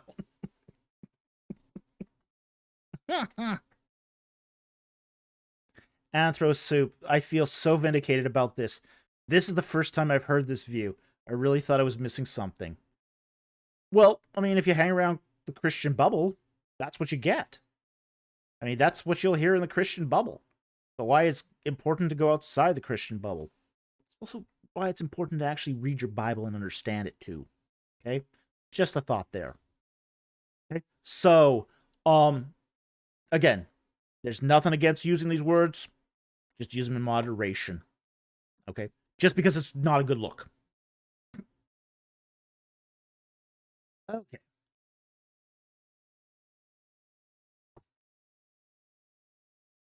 BC says profanity or vulgarity. There's usually no reason to use vulgarity. Not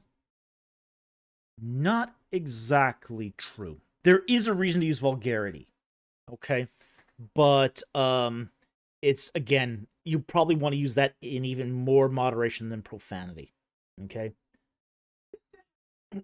Yeah, it used to have shock value. Now everybody uses it. Yeah. It's lost shock value. Yeah, that's the problem is today it's lost shock value. Now, if a teenager walked up, said something to yeah. Well, I mean, as I said, the prophets, when it talked about Israel chasing after the Assyrians, that's very vulgar. That's incredibly vulgar.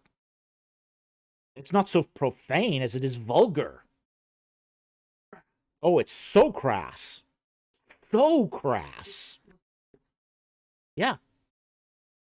That was the point. But that's the point that the prophet's trying to make here. Is the people are behaving in a crass way. Alexis says the prophets use pretty vulgar images to illustrate how far people strayed from God. Yeah. Exactly. Yeah. And it's very different. That's true. That is true. I mean, you're more likely to get that kind of words too in a farming community than you are in a city. In city, you're more likely to get more, say, less bodily function stuff and more how do I say this? More stuff that you'd find in a city.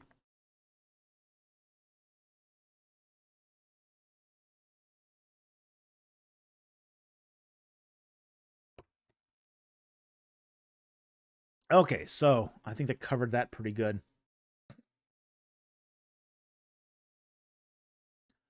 All right, so let's move on to the next super chat here. Anthro Soup asked the question. Member question. Keep me in your prayers. Okay, we will. Just had emergency service surgery while alone out in Vietnam and recovering with 2 broken arms. Ouch! Dude, how'd that happen? Live stream keeping me entertained. Well, I hope so. Dang. Wishing you a speedy recover. Vietnam is not a great place to get 2 broken arms and emergency surgery. Yikes. Well, definitely we'll keep you in our prayers and hope for a speedy recovery. Ouchie. I hope you had good medical insurance. Yee. Ow. Okay, we'll keep you in our prayers. Best of luck. Let us know how you recover.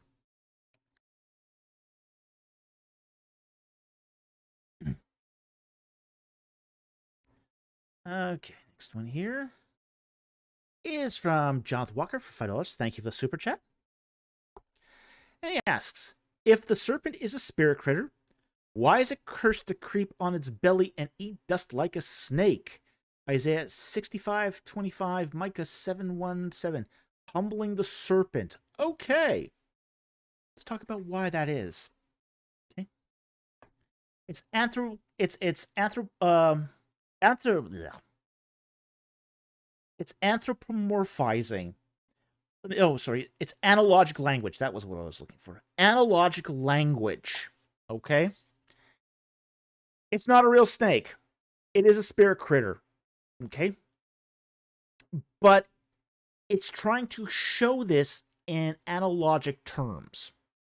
So it's comparing the spirit critter to the snake without saying it's a snake. Ezekiel is very clear about this, that the serpent in the garden is a cherubim. That's what it is ontologically. That's the kind of spirit critter it is. And it's not just a cherubim, it's a throne cherubim.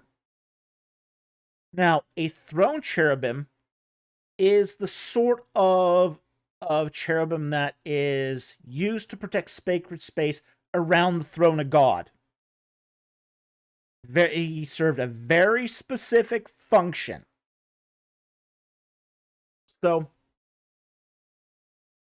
this is what's going on here, is that in the use of the snake, it is, and frankly, it's not a serpent in the traditional sense of being a snake anyway. It's just using that analogic language to communicate his downfall. Okay? So he was essentially the cherubim, the highest of the high basically angel. He was an angelic being, one of the highest of the high. So he goes from the very, very heights of heaven, very, very heights of heaven, exalted among the other cherubim. And now he's reduced to exile on earth, eating dust. He's essentially now a noodle with a head. Okay? That's what a snake is. Essentially, a snake is just a noodle with a head. Okay? This is why more snakes are frightened of you than you are them. Okay? Not all of them, but essentially, a snake is a noodle with a head. So, it's trying to make that comparison, that contrast, that analogical contrast between the highest of the high down to the lowest of the low. So, the snake is being brought down. The serpent is being brought down from being around the throne of God down to where he can't even get up. He can't even get up off the ground. He's going to spend the rest of his days bound to planet Earth, kicked out of the heavens. Yeah, Alexis says this. The biggest demotion in history. Yeah. Yeah, that's the biggest demotion in history. And talk about saying something rude to people without using language. Yeah. Yeah. That's a really rude thing to say to it. Yeah. Yeah, it's basically turning the serpent into a mockery. This was the highest of the high, one of the holiest beings that was created, and it's now reduced to sucking sand as a noodle with a head. Not a literal noodle with a head, but he's stuck on planet Earth with us. Okay? Okay? Where the most high serpent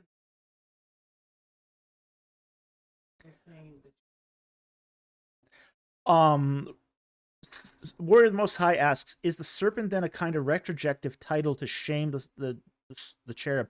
Well, it's definitely to shame the cherub. That is what its purpose is. To not just shame, but mock. This is a mockery of the serpent. I'm not sure it's a retrojective title, but it's an analogical title. It's really not meant to be taken literally. So we wouldn't consider that as much retrojective as analogical. But yeah, I mean, it's an analogical term. It's meant to be, yeah, you've gone from the highest of the high to the lowest of the low. And now you're stuck with us. Basically, you were a cherubim in the heavens, in the holy places, amongst the fiery stones, and now you're scratching the dirt with those humans.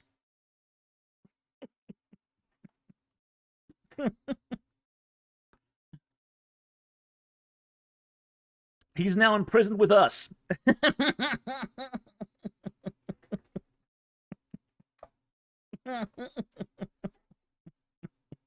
That really must burn his biscuit.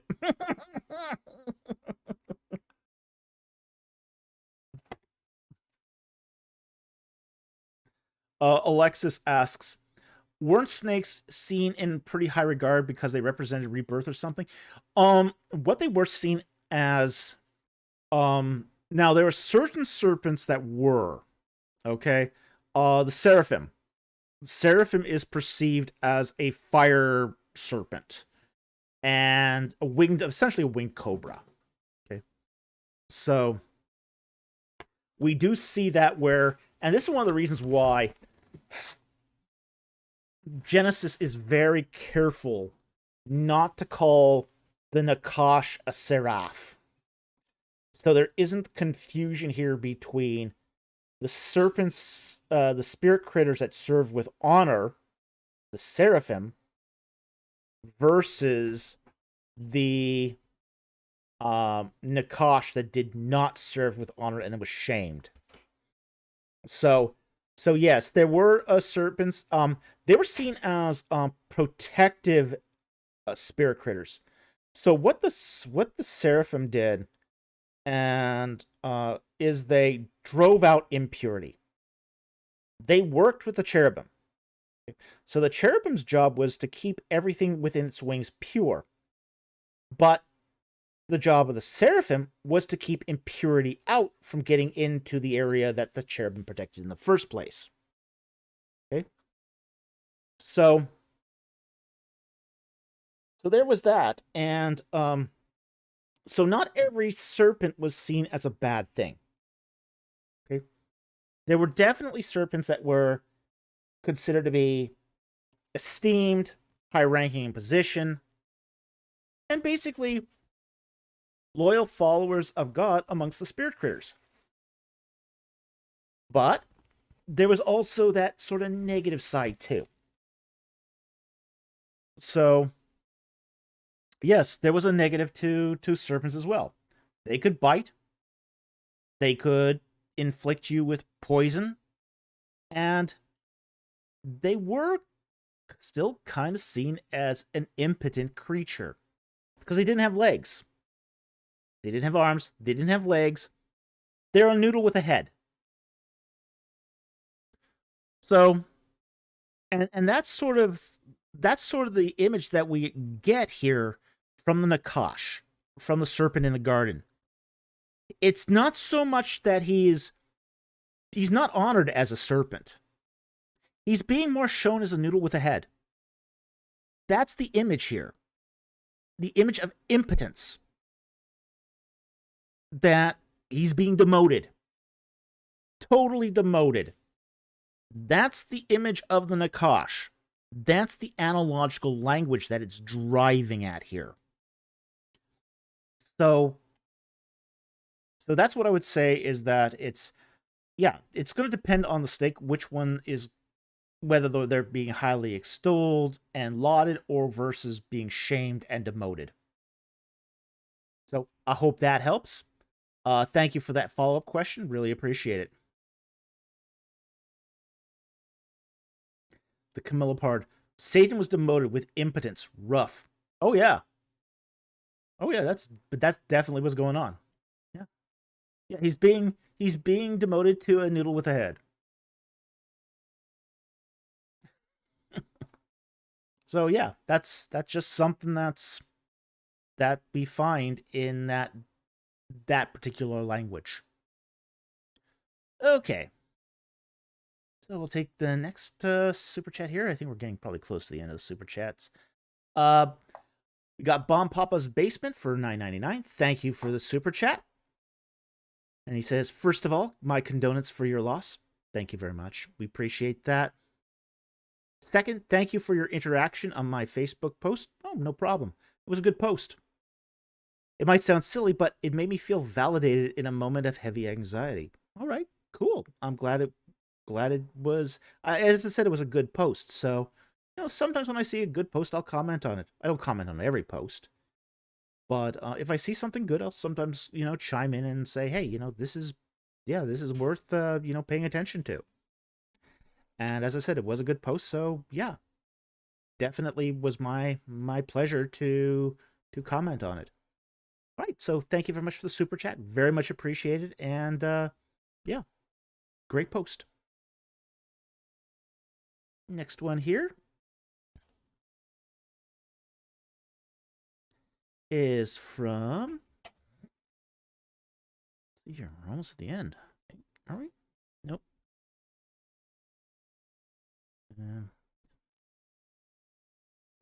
Is from Taking Back Eden, FE, for $2 Canadian. Thank you for the super chat.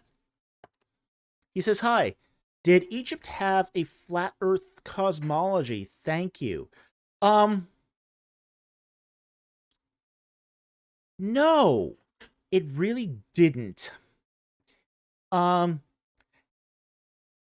do I explain Egypt's cosmology in a way that can be easily understood? It's more like a strip than a flat earth. Okay? More like a treadmill. Treadmill. Yeah, it's more like a treadmill. Okay? Here's how it worked. Okay?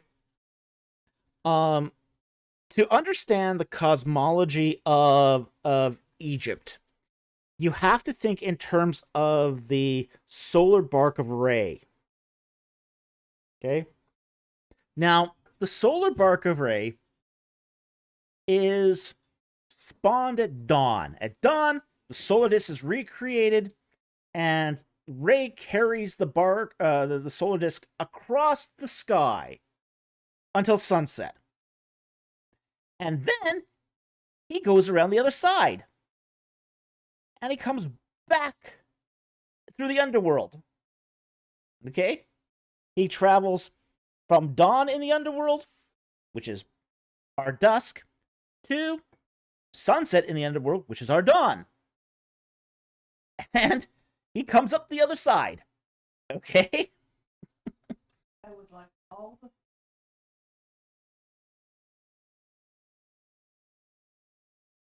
It's a treadmill. Yes, it's a treadmill. Treadmill life on a treadmill earth. Yep, mechanique. Absolutely. And east to west can go infinite. So think of it. It's an infinitely wide treadmill that goes just... yeah. Or sorry, I guess... yeah. Nope. I should say it's north to south. That's potentially infinite. So north to south is potentially infinite, but the sun travels east to west. Okay, in a treadmill. So it's not a flat Earth. It's a treadmill. Okay. Kind of weird. That's a cyclical Earth. Yeah, exactly. Yeah, cyclical Earth. But that's because the Egyptians believed in cyclical eternity. They believed in cyclical eternity. Sun rises, sun sets, sun rises, sun sets, sun rises, sun sets, forever and ever and ever, as the solar disk goes around and around and around and around on a treadmill. Or a hamster wheel. Hamster wheel Earth.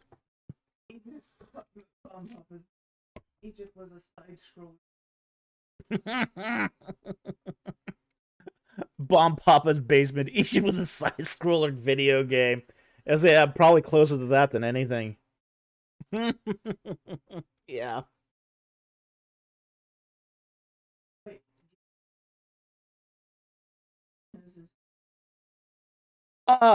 Wait, Geb's lying north to south? Which direction is his head? We're not sure. Okay, we're not sure.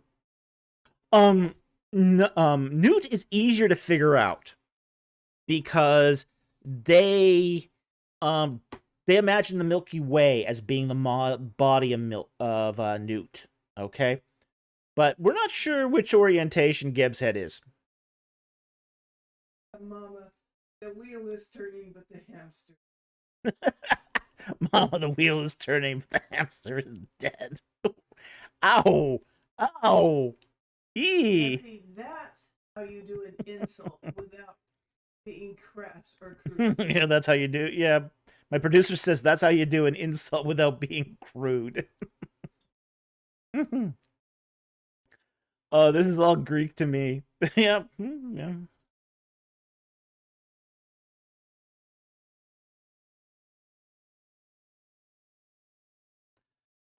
Camel Leopard, where's Newt's head? If we know that, we can find the head of the Earth.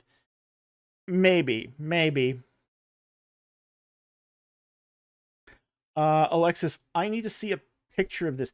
There are pictures of the Milky Way in some tombs where the body of Newt is painted over. And it does seem to be a consistent direction, although I can't remember if it's the north extremity of the Milky Way or the south. I just don't remember which one it is. So I'd have to look that one up. Camel Leopard says, no, the Greeks believed in flat Earth. No, they didn't. They believed in a round Earth. They believed in spherical Earth. In fact, they were the first people to discover it, the size of the Earth. I mean, here's one of the things. The whole idea of flat Earth being consistent before Columbus is a myth. It's a total myth. In fact, the first person to calculate the size of the Earth as a sphere was a Greek. Was it Eratosthenes, I think? I don't remember exactly. I think it was Eratosthenes. He calculated it to within something like crazy tolerance. Like he got like 80% the size correct. Micah Price, exactly. Modern flat Earth is just that. Modern idiocy. Oh, totally. Oh, yeah, it's totally a modern thing. Yeah, it's idiocy.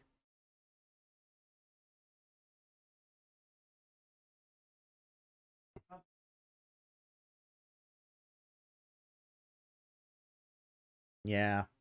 Mama says they probably saw the stars way better than us, thanks to next to no light pollution. Oh, yeah, well, here's one of the things is we're gonna in 4 weeks we're gonna be doing our tour of Egypt. Okay, and we're hopefully gonna get you a lot of video from that tour. Okay, so that's happening in 4 weeks now, and got a new camera for that purpose too. But you know, we're gonna go to Aswan. Aswan has very little light pollution. You can get some wonderful shots of the sky from Aswan because there's so little light pollution out there. So yeah, it's just it's just crazy that people believe in a flat Earth these days. I mean, it's just really strange.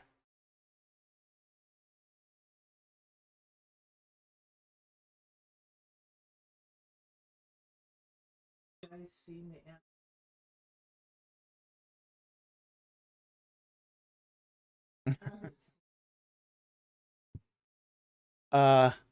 Frank Shoestick says, have you guys seen the Antarctic expedition recently completely debunking flat Earth? No, I haven't, but I'd love to. It's just a stupid thing. I mean, just crazy dumb. I mean, anybody who's done any world traveling at all knows the Earth isn't flat. It's just dumb. Bubble machine. There's no way people actually believe the flat Earth theory, right? Right?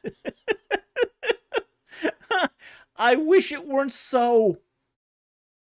I wish it weren't so. It's really stupid, but people do believe this. And it's even worse than that. Some people have even taken basically said, well, if you think that the earth is round, you're denying the Bible. They've made this a matter of salvation. It's just really, really stupid. And, oh, you can hardly believe it. I mean, we all thought that ship had sailed with Magellan. I mean, he sailed all the way around the thing.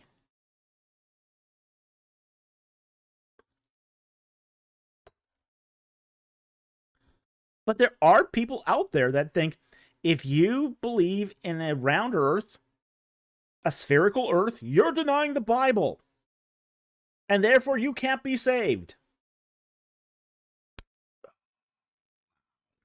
Just idiocy. Okay. Isn't that fun?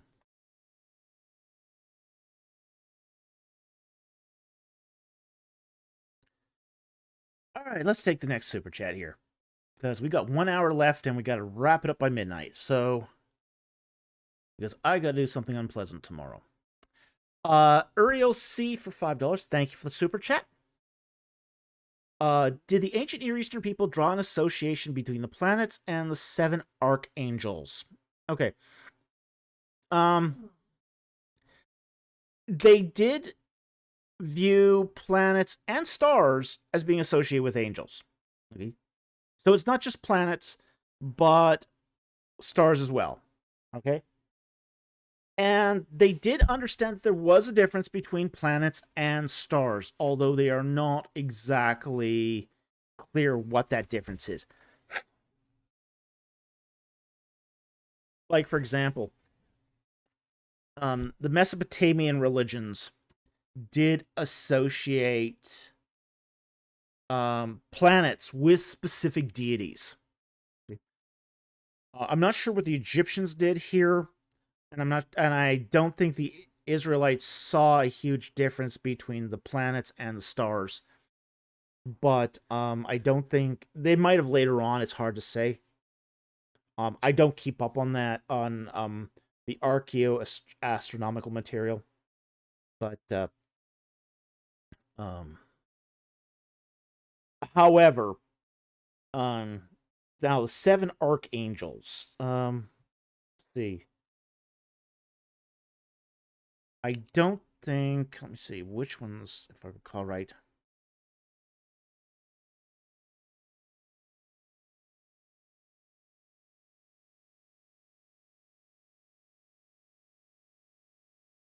Yeah, it wouldn't have been 7 anyway.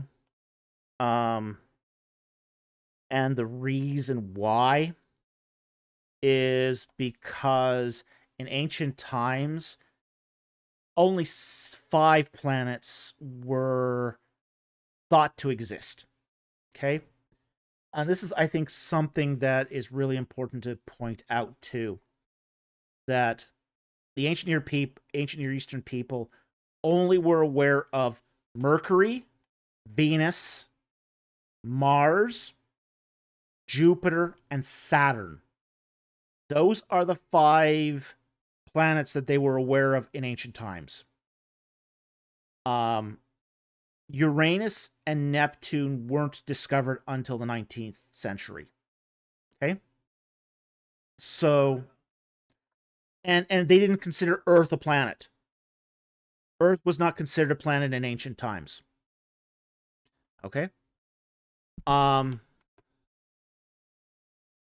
Yeah, the moon and the sun were their own thing. They were their own thing. They weren't always considered planets. Even then, it was just there's just such a difference in size that they were often not considered to be planets. Now they were, say, for example, the sun and moon were often associated with deities. Okay. So, like for example, Mesopotamian would the sun god was Shemesh, okay, and and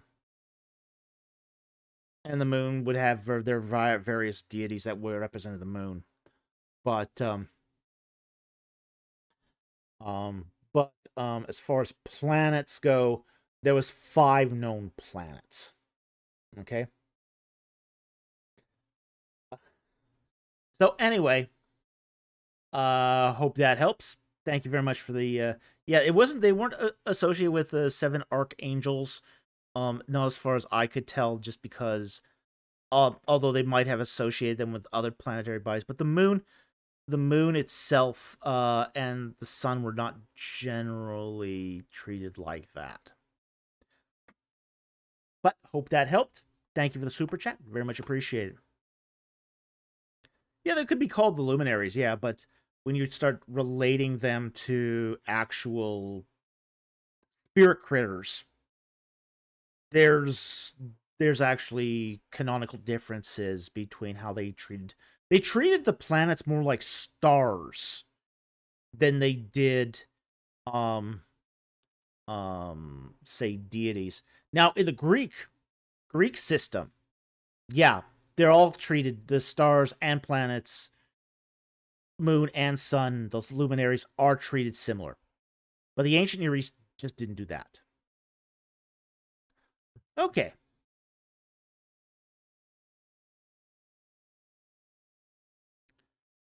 Next super chat here.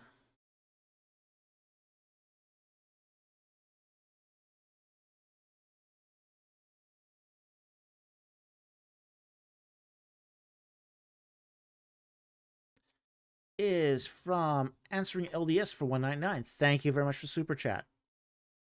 Why is David Hume taken seriously in scholarship? Because he did David Hume did the first. David Hume's major contribution was to twofold. Okay, now he was an atheist, and his writing was very stylistically appealing to the age. So, he resonated a lot with that early modern period of philosophy, British philosophy in particular. He was part of what's called the British empiricist movement, and he was probably one of the most important members of the British empiricists. Okay. Now, Hume worked on three areas essentially. One, he did do some work on empiricism in general. He made a defense of empiricism. He also attacked, say, the classical proofs for the existence of God. Like he attacked the ontological argument. He attacked the cosmological argument, and he attacked the teleological argument. Okay. He also did another small work on miracles, and that's probably what he's most famous for, is his discourse on miracles. Okay. Now, that discourse has been roundly criticized on a number of levels, but he's sort of seen as sort of the foundational philosopher when you start doing, say, philosophy courses. Okay. He's not so much taken seriously anymore. Like for example, you won't find Hume so much quoted in modern scholarship, particularly in regards to philosophy. Newer philosophers will be much more of an interest to most people, and most philosophers. So it's not so much that he's taken so seriously, but he was foundational to a lot of the criticisms of theism and an early defense of empiricism. So that's really what his contribution is. But the field's moved on. The field's moved on. You study him in your undergrad philosophy degree, but you usually don't study him after that. He's not that important. Okay? So I hope that helps. Thank you very much for the super chat. Very much appreciated.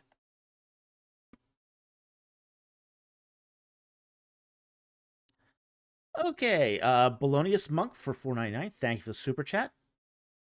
Nice SG in the background. Well, thank you. Do you have a guitarist that has been influential? Well, here's my dirty secret as far as the guitar goes. I play classical music on it. Okay. You'll never find me doing a lick on that from a modern musician, okay? I use it for composition. As a hobby, I compose music. Okay? So, I'll do stuff like Bach on it. I will do Beethoven on it. Like I'll play Fleur Elise sometimes on it. And I find that classical music adapts really, really well to the guitar. Really well. So, I do classical music on my electric guitar, which is why I don't have a proper amp for it, because I don't really need one.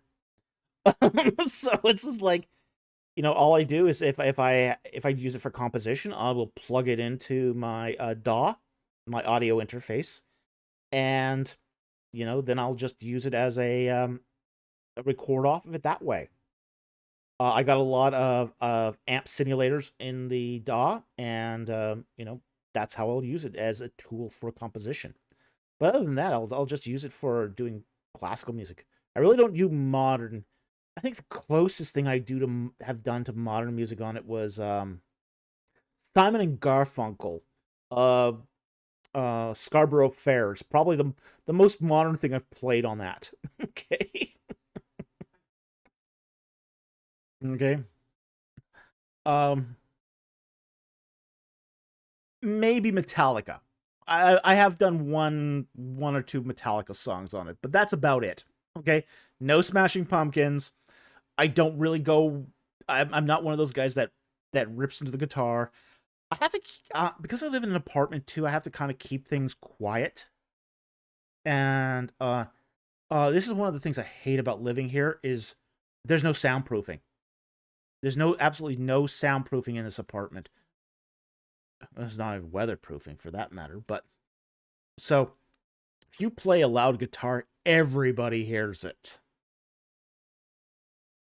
Yeah, and we wouldn't want that. So we do tend to keep stuff like musical instruments on the down low. So, that's why, I can do a classical music on the guitar and disturb nobody.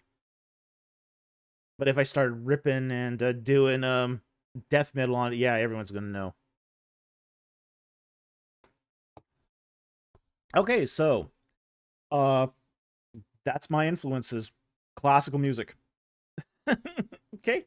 So thank you very much for the super chat. Very much appreciate it.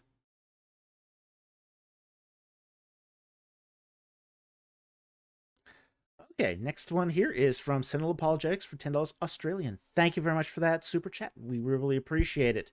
And it's good to see you here tonight, Rob. Blessings in Kitchen's honor. Quote, the biblical world has yet much treasure to yield to us in the times to come. Ebla is but one example. Yet, in human experience, none to be compared with the Bible itself, end quote. I totally agree. Yeah. Yeah, absolutely. Yeah, the biblical world has a lot to offer. And the more we learn about that, the more we learn about the Bible. But the Bible itself is the treasure. The biblical world will inform us about the treasure, but the Bible itself is the treasure. Okay, so thank you very much for that wonderful quote.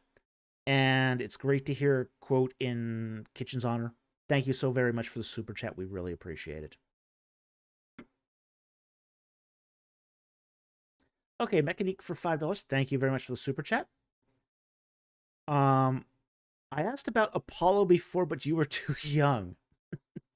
Remember any news reports about Chernobyl? Where did you learn the danger reached outside the USSR? Wow.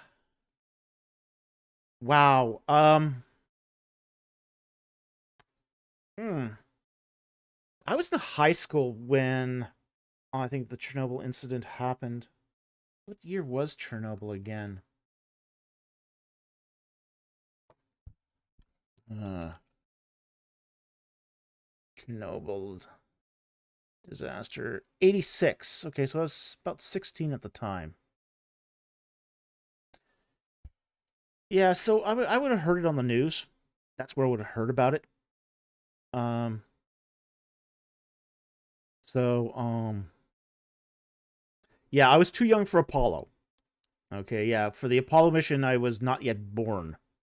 So yeah, I missed the Apollo landing by a few months. Um, but I was about 15, 16 at the time of Chernobyl. So I heard that on the news. To be honest, the one that sort of took us all by surprise was the fall of the Berlin Wall. That was a shock. Chernobyl wasn't a shock. Chernobyl was, well, the Soviets acting like Soviets. But the fall of the Berlin Wall, yeah, that I remember really well. Just Yeah. there was no build up. Yeah, there was no build up to it, no expectation. I was in chemistry class. Okay? I was in my organic chemistry class. And I was sitting in chemistry class, and the teacher comes in, and the teacher was a bit of a practical joker. Why I don't get this. Why does always the most important news come out of the mouth of a practical joker? It's like, yeah, it's like, I mean, yeah, we were, this happened with 9/11 too. Like, we were staying at a friend's house, and he was a practical joker. And he comes into our bedroom and goes, "Hey guys, wake up! The Twin Towers have been attacked." Yeah, right. Sure, sure. You always are raking our chains. Like, No, no, I'm serious. Come on, it's on the TV. Yeah, he was like, no, you really have to see. Yeah, And we're like, yeah. The fall of the Berlin Wall was the same. You know, this professor was a practical joker, and you know, fun guy, really really funny. But you know, he was a practical joker, and he just walks in and goes, "Oh, guys, by the way, the Berlin Wall fell." Yeah, right. No, no, really, it fell. It's like, yeah, it was just like, yeah, no one saw it coming. No one saw it coming. But for some reason, yeah, yeah. I mean, the East Germans decided they had enough and just tore the thing down, and no one expected them to have that initiative. Yeah, so it was just like, it's like, okay, yeah. As far as Chernobyl, there was so much secrecy happening at Chernobyl, you didn't actually hear about it. Chernobyl was a bit different. Chernobyl was a state secret, and it had been for almost a month by the time the West got word of it. And it's only because they started detecting radioisotopes in Sweden and Germany that the West figured out what happened. So, Deduza Dude says, I was in Israel during 9/11. We were in the Nevada desert. That was so strange. We had to actually travel the next week for a gem and jewelry show, because we were at that time we were in the gem and jewelry business, and we were traveling through the desert, seeing fighter planes rip across the sky, and no commercial jets anywhere. That was really weird. That was really strange. And we had a show that week in Dallas. And we went to that show in Dallas, and it was empty. Yeah, it was one of our worst shows because nobody came out to buy jewelry. Nobody. So yeah, that whole place was like a morgue. It was crazy.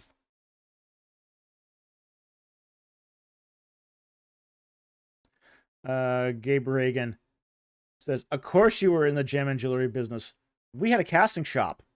We even won awards." Yep, we did. Yep. We would sell our stuff at Intergem, Ren fairs, craft fairs, that sort of thing.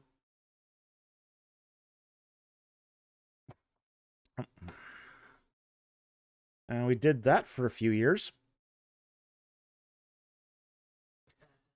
Yeah, the middle of a recession and 9/11 is a terrible time to start a business. Micah Price, another folk background and experience. Laugh a little. Yeah, yeah. It is a. Oh yeah.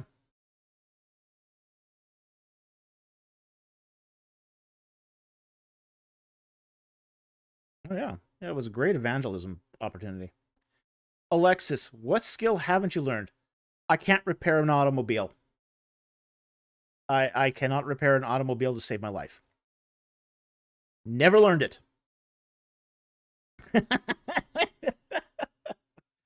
Have you been asked? Have you ever been asked to sell Dos Equis?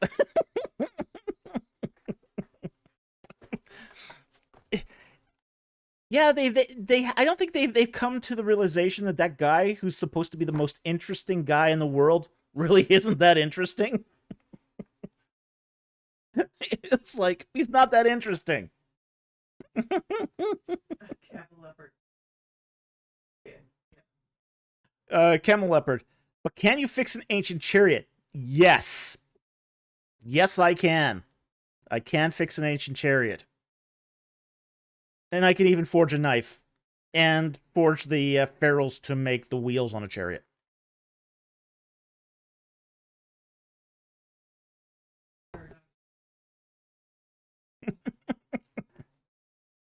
Bomb Papa's basement. We're all waiting for Dr. Folk to say, "Stay thirsty, my friends."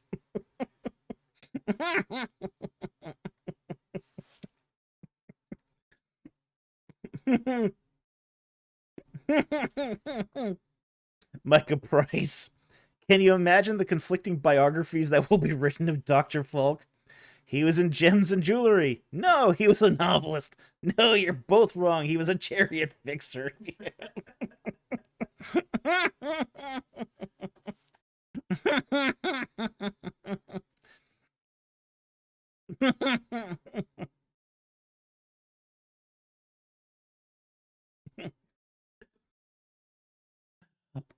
The Camilla part says, "I would 100% buy a shirt of Dr. Falk parodying the Dos Equis man." But Egyptian beer. Okay.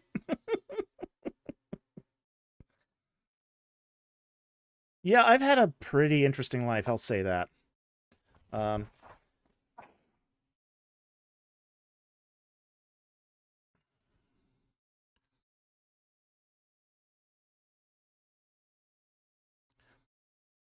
Alexis says, "People are going to argue a Q source for his life." Chow Yi. We should write fan fiction of Dr. Falk where he's a veteran archaeologist adventurer who walks with a cane.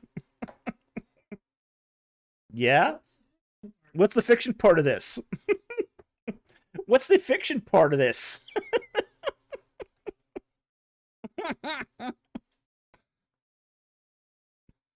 Micah Price. No, he was a composer. No, he was an Egyptologist. No, he was a brewer. Brewer. It's fine.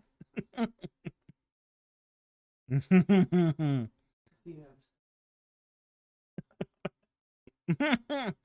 Camilla part. Do you have a son named Indy? No, Dog's name. no, that's the dog's name. That's exactly. No, but I'm the sort of prof that students fear getting.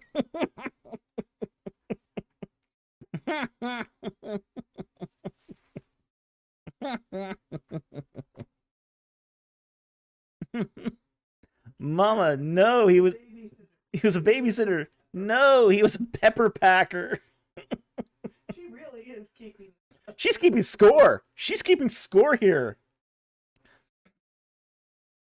Answering LDS. I'm a folk mythicist. He never really existed. No man could do that much.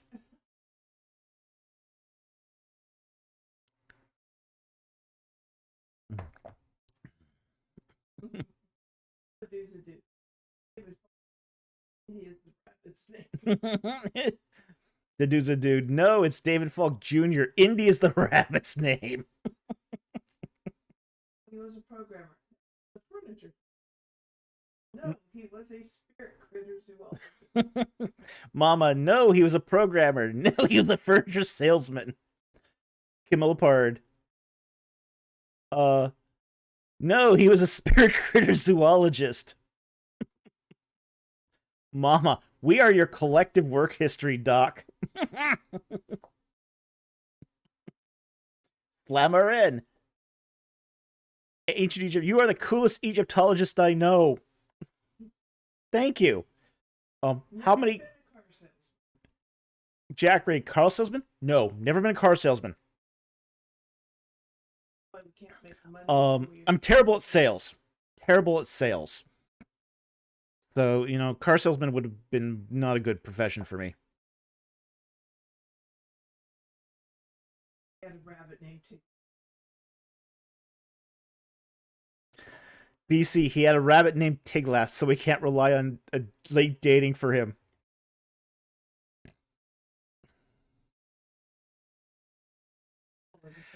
Bubble Machine, have you ever crocheted? No, I have never crocheted. I have made chainmail. Chainmail is as close as... Making chainmail is as close as I got. I have been an armorer. So I've made armor. Chainmail particularly. I used to make a lot of chainmail jewelry too that people used to love.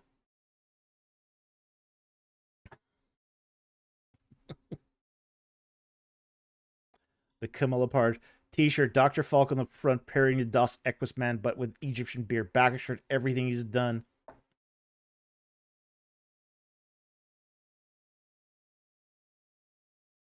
Jack Ray, riveted chainmail? No, spring ring chainmail. It is period. Spring ring chainmail is period. It's easier to make too, and you can get it finer. Riveted chainmail is a lot of work, and it looks really inelegant and bulky. The stuff we made used 5/8 inch spring rings, stainless steel, beautiful stuff. Beautiful stuff. It was that stuff was so beautiful that you know we would take it to Ren fairs and people would just gush over it.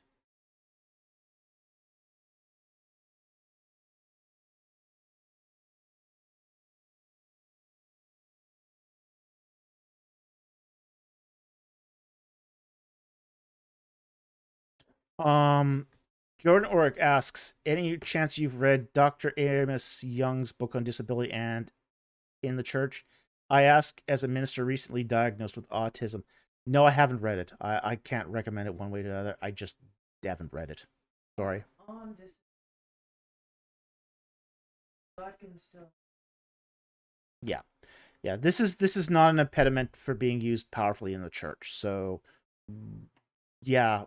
Disability is something we probably should look at a little more in the church, but I haven't actually done any of that reading myself. Bubble Machine. Dang, protecting and making armor. That's kick butt, dude.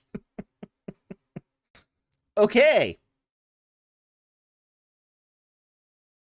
Jack Ray, I did that for about 2 feet square and then got tired of it. I made a whole shirt of it. And it went down below my waist. Okay, it had sleeves and everything. Oh yeah, it's beautiful. Still wish I had that, but I don't.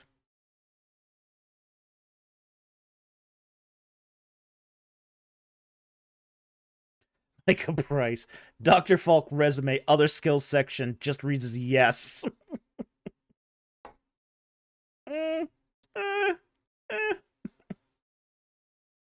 Stainless steel is period. It's there is no, the stainless steel itself isn't period. The spring rings are. Okay? Spring ring mail is period. There are some examples of it that date to the early Middle Ages. Okay? Um okay. So it is something you do find. And you particularly find it in, say, examples of some Islamic armor. So yeah, we do find spring rings. Stainless steel isn't. However, stainless steel works better.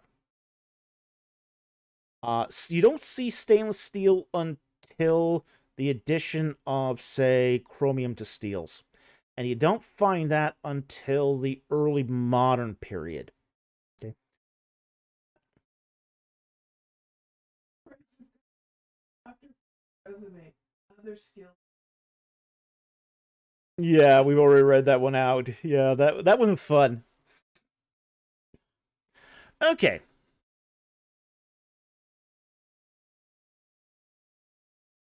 Yeah, we've done a lot of things. A lot of things.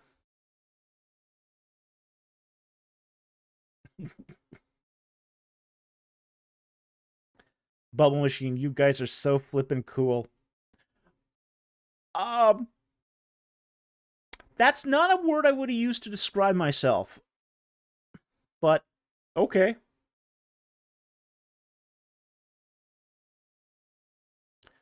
All right, let's get to the next super chat because we're down to a half hour before we have to sign off for the night. Good night, Bomb Papa. It was good to have you here tonight. AJ Higgins, composer, for $2. Thank you for the super chat. Favorite genre of music? Favorite genre of music? I have very eclectic tastes in music. Okay. Um,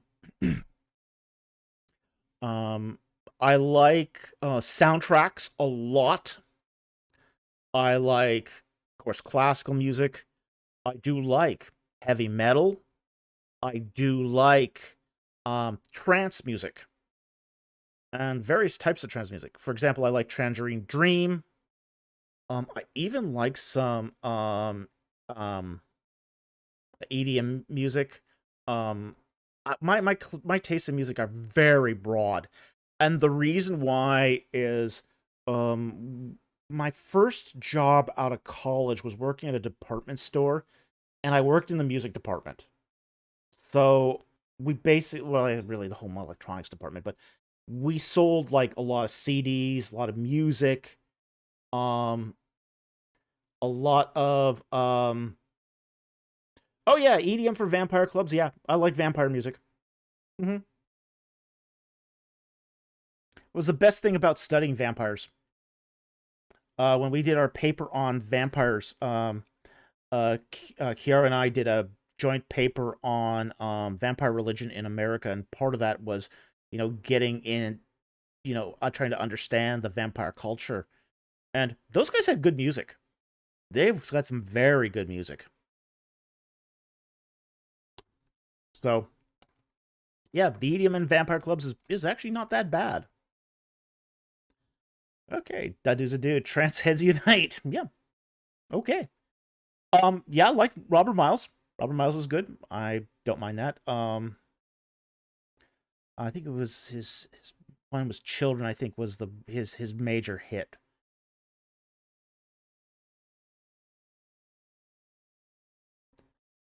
Um any vampire music recommendations? Yes, I do have some vampire music recommendations.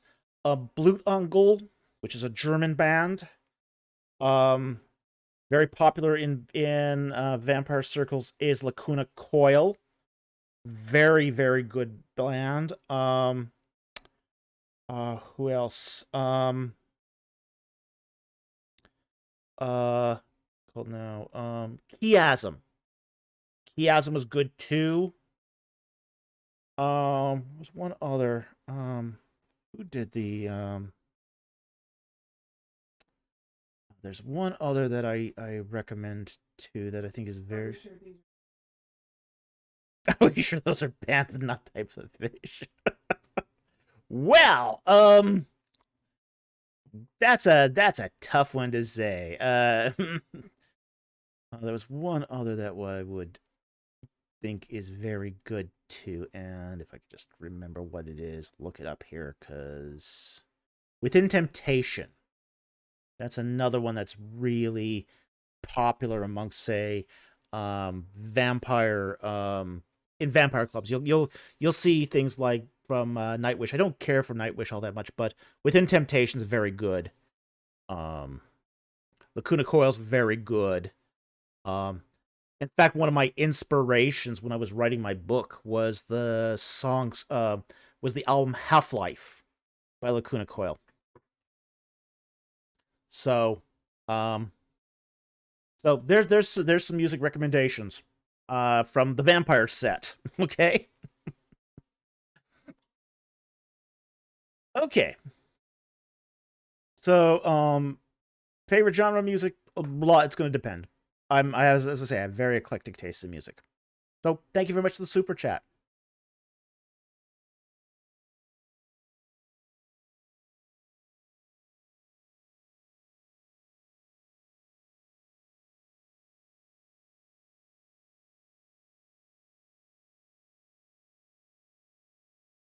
Okay, answering LES has a member question here. Is the underdetermination of data as hard of a problem for classical foundationalism as precept guys make it? No. I have some issues with presuppositionalism. Especially presuppositional apologetics.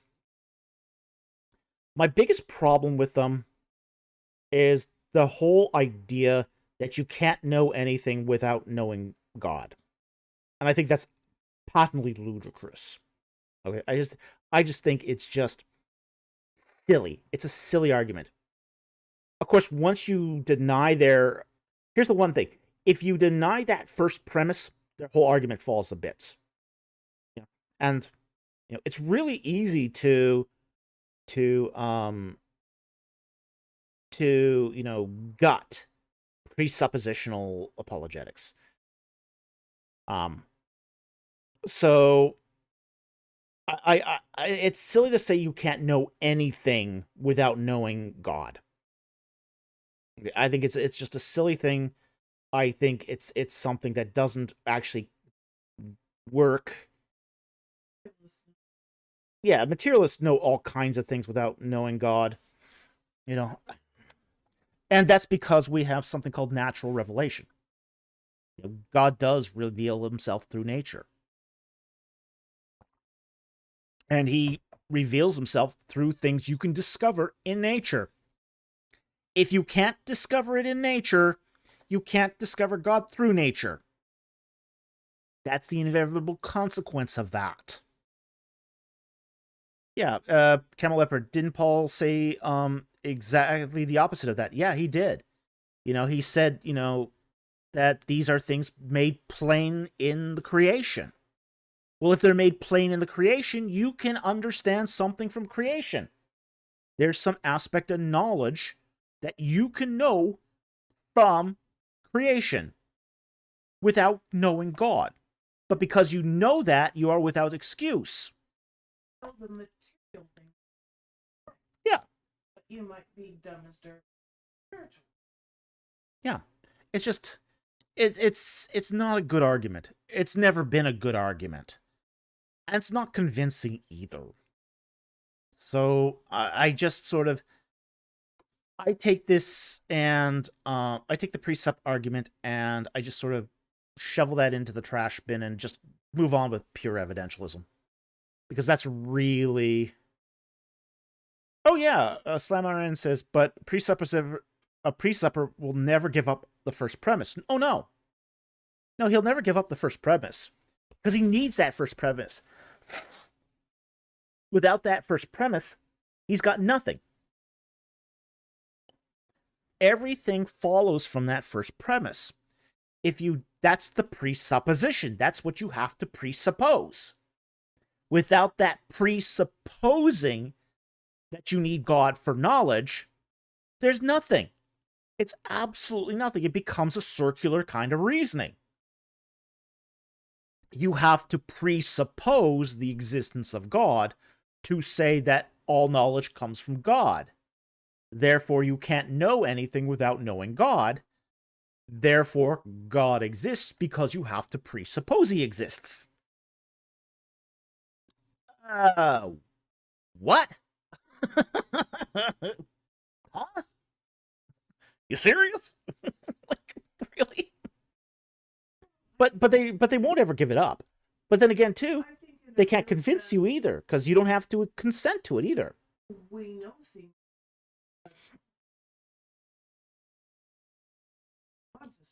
Oh, sure. There's illumination. There's ways that God can transmit knowledge to us. But you don't have to have the of God. Yeah, you don't need divine revelation of God to know things. And I think that's the problem with it, is the first premise, their very first premise, is flawed. And, if you don't agree to that first premise, their arguments go absolutely nowhere. So,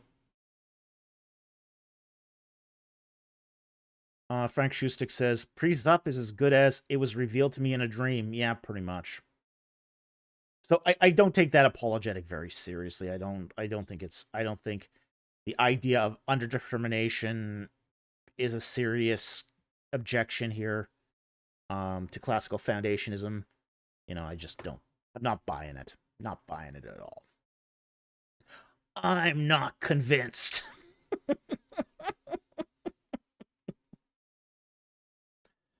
Okay.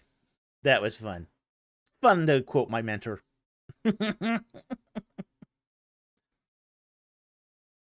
Okay, we got a $1 super sticker from the Camilla part, and he asks right underneath it, why does modern Hebrew, mainly secular and Messianic Jews, pronounce Yahweh as Yehovah rather than Yahweh?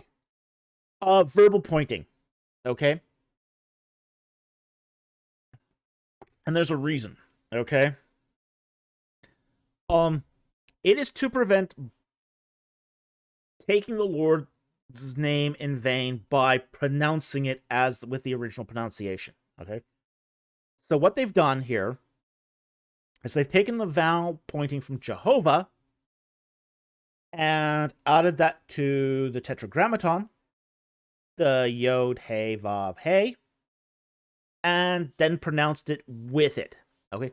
Like, for example, we see this, for example, in some cases in the Masoretic text, the verbal pointing from Adonai has been added to the Tetragrammaton to change the pronunciation of Yahweh, when Yahweh is probably closer to the original verbal pointing. Okay?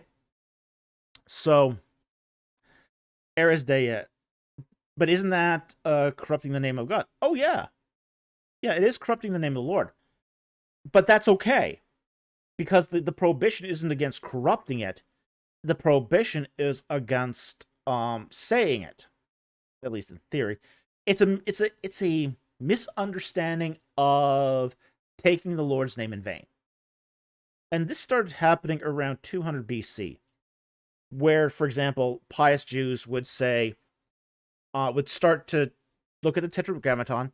They would see they would start pronouncing it as Adonai, Lord, instead of Yahweh.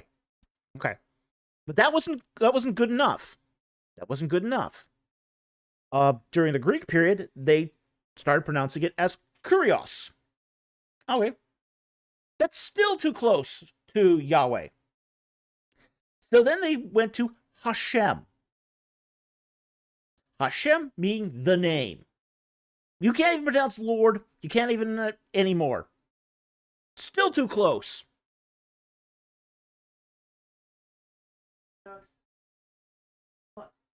This is the name.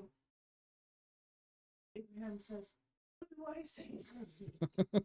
And God says, "This is the name I named myself." Yeah. Tell them I am came to you. This is my self-titled name I call myself that I'm telling you to tell people I am. BC says it sounds a little bit like polishing the inside of the cup. Yeah, it does, doesn't it? Yeah. But that's really what it is they're trying to avoid they are trying to avoid blaspheming the name of God by pronouncing it.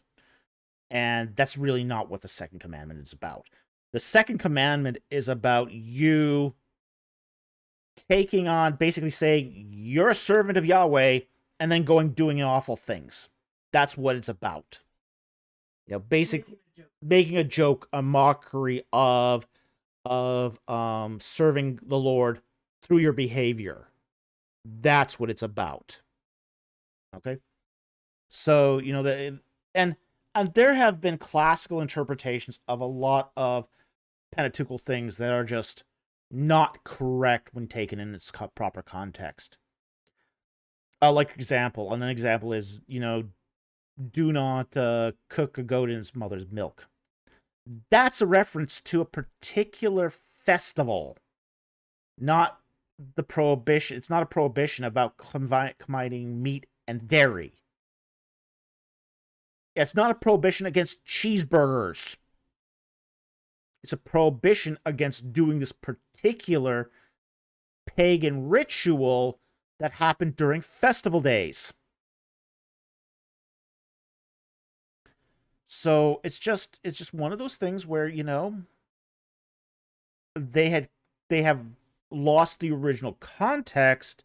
Because they lost the original context, they came up with new interpretations that were not exactly original. Oh, cheeseburgers are tasty, okay? And they're not prohibited. Okay, next. But you do get some strange stuff sometimes in Jewish circles. Okay.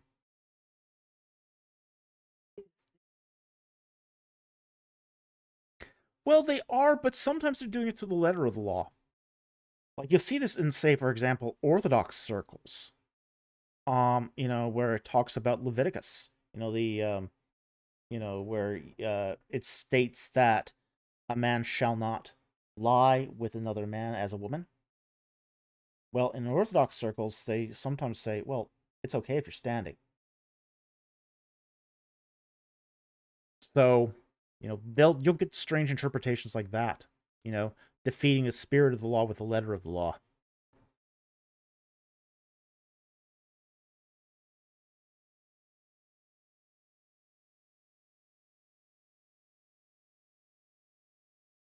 Like that whole remember that that paper we did on, say, like the guy wire? You know, like, for example, to get around the Sabbath laws, you'll see this Orthodox do this too, is, you know, what constitutes, there's a determination within, say, Orthodox, Jewish Orthodoxy, where it's not work if you're moving something inside your home or a building, okay?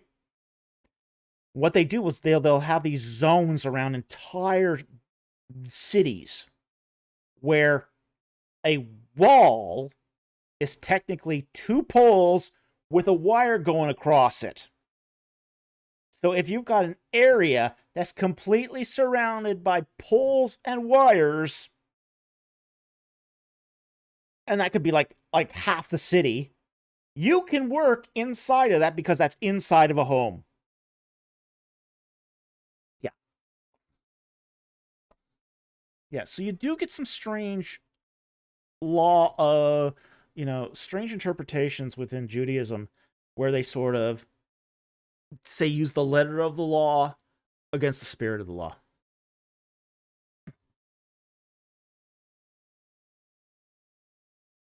Yeah. Never make Alexis, if you're eating a cheeseburger in your sleep, it's totally okay because you're not consciously eating it. Yeah. good news is you get to go order a burger in full fit. Yeah. Go to a restaurant, order. Okay, Paul for 1999. Thank you for the super chat. Can you talk a little bit about tattooing in ancient Egypt? I know some of the earliest example of tattoos were found on mummies. Yes, they are found on mummies. Priestesses and priests to a lesser extent, but women were tattooed frequently. Women priests particularly. We don't know why. Okay? But we do know certain things about the tattoos that were used in ancient Egypt. They tended to be symmetrical. Okay? So, for example, a priestess wouldn't have a tattoo on one side without having the same tattoo on the other side. A tattoo could go across the chest, but it had to be bilaterally similar. If they had like a wadjet, it would have to be right smack dab in the middle. So half of it would be on one side of the body, the other half would be on the other side. So we know certain things about tattoos in ancient Egypt. Again, more common among women than men, and more common among priests. Okay? But again, this idea of having different tattoos on different sides of the body was not a thing. It tends to be symmetrical. Okay? So it was fairly common for women, priests in Egypt to have tattoos, and they tended to be, they follow the rules of symmetry.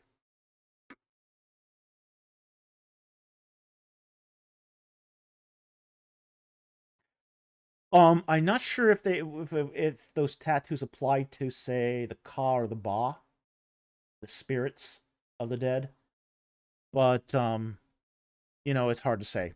We don't have any written evidence of tattoos. All of it comes from bodies. So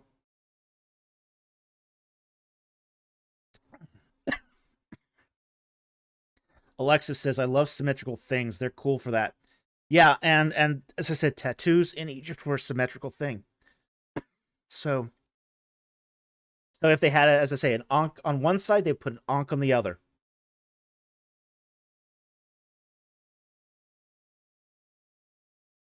Shalkia needs to get the other one on the other arm. Yeah.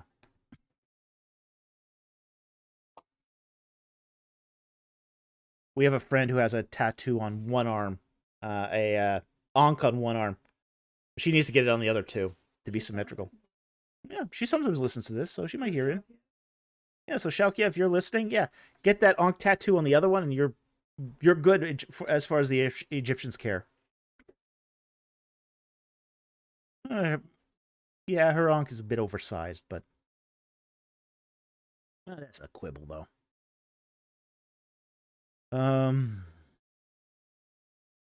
So that's about all I know about tattoos. It's still one of those things where people are still studying it. Um, it's weird because people who study tattoos in Egypt don't tend to stay studying them.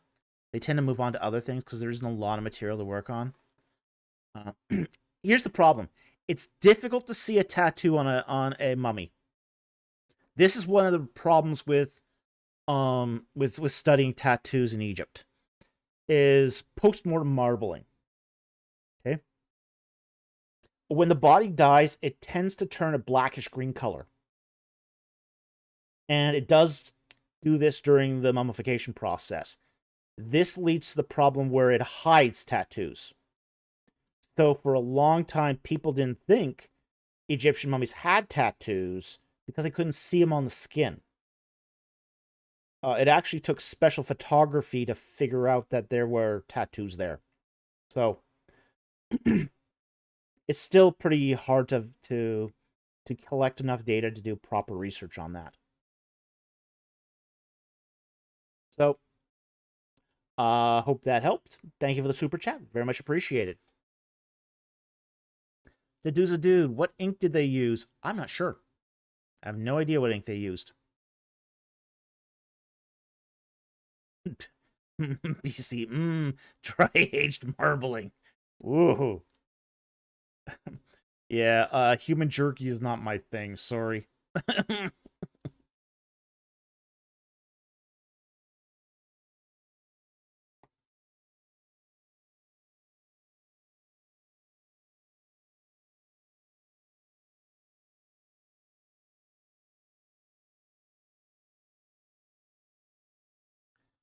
Okay. I think we're at the end here of the super chats, if I'm not correct.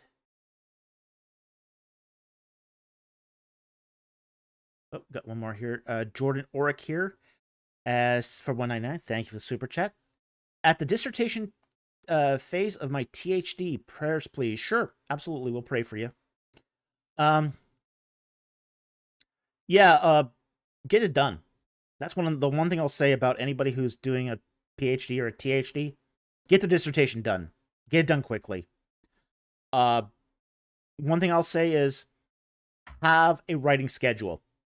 Give yourself a quota. Make sure you write a certain number of words every day. And if you write a certain number of words every day, you'll get this thing done in no time. Okay? So, definitely would recommend that. Get it done quickly, and move on with your life. All right. And the best way to do that is have a quota. So, thank you very much for the super chat. Very much appreciated.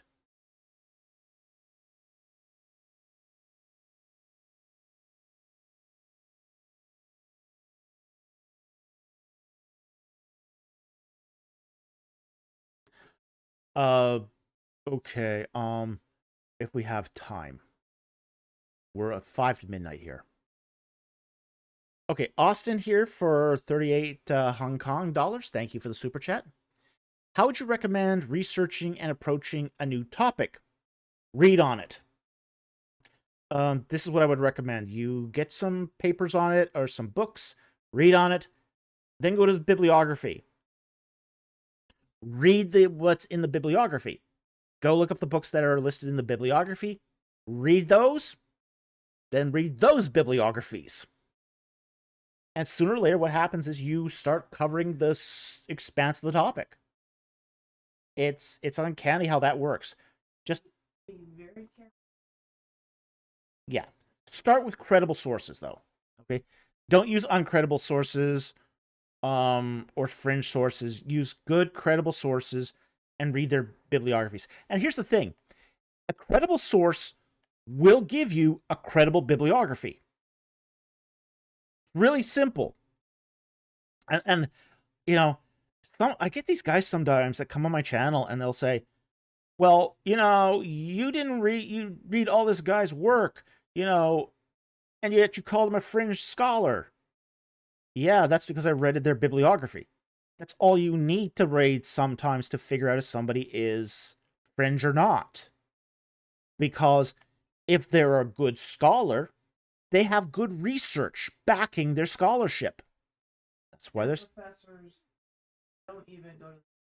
Oh no. Professors, I mean, look, when you pick up a book for the first time, like for example, this book here on identifying stones of classical Hebrew, most scholars will not look at the table of contents. They'll go right to bibliography. And the bibliography will tell you a lot about the book before you ever read it.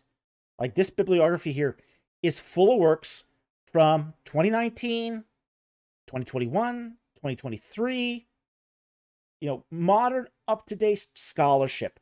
2020, got some from 1999. But most of the works that he quotes are modern. That's going to tell you a lot. The credible sources. Here's Daya. Petrovich quoting Petrovich. Yeah, that's a credible source. Ooh. But that tells you a great deal about what you're going to encounter reading that book. Yeah. So, yeah, it is.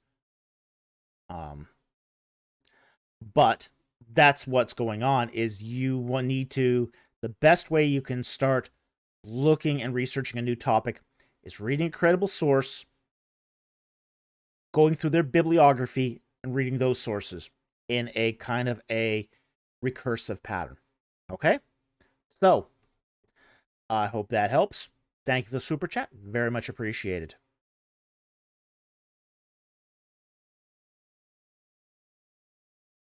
Okay, Frank Schustic here for €5. Thank you for the super chat. I have seen a video claiming the disciples were young men when they were with Jesus. This would certainly explain some things in the New Testament. Thoughts? They were generally young men. They were young men. Let's be careful about this. They weren't children. They were young men. A lot of them had wives. Some of them were married already. And some of those wives were part of the entourage. Okay? And this is one of the things I think we need to sort of clarify here, too, is the older members of the disciples had families, had wives, and generally with a peripatetic teacher like Jesus. And he was not uncommon. There were many of them in Israel in the first century. These were young men who were usually between the ages of 15 and 21, generally. Once you hit 21, you really were supposed to be doing your own career at this point, your own, farming or trade or whatever it was. Okay? But what would happen is a village would want to have people. It was desirable to have men who had some knowledge of the Bible. That was considered to be a status symbol. Okay? Kind of like having a college degree today. If you want to have that not symbol of being educated. Okay? You would go to a community college, get a degree, etc. Back then, there's two ways you could do it. You could go through the schools of the Sanhedrin, or you could basically spend 3 years with a peripatetic preacher who would teach you these things. You'd give them a huge sum of money, and they would take you with them for 3 years. Okay? So, in BC, so not Jephthah. Yeah, definitely not Jephthah. Ooh. So this would, after 3 years with a teacher, you were expected to go back to your communities and become a community leader, essentially. So, in the case of the younger men, who are like 15, 16, who are not quite married yet, this would make them more eligible for marriage. Because, okay, this is a guy who's spent 3 years with a teacher who knows something about the Bible. He's going to be a respected member in his community when he comes of age. In the case of, say, somebody who's already married, this would give them sort of a promotion within their community. So you did get a range of men, as young as 13, and again, probably as old as, say, 23 tops, who were part of, say, an entourage of a wandering teacher like this. So,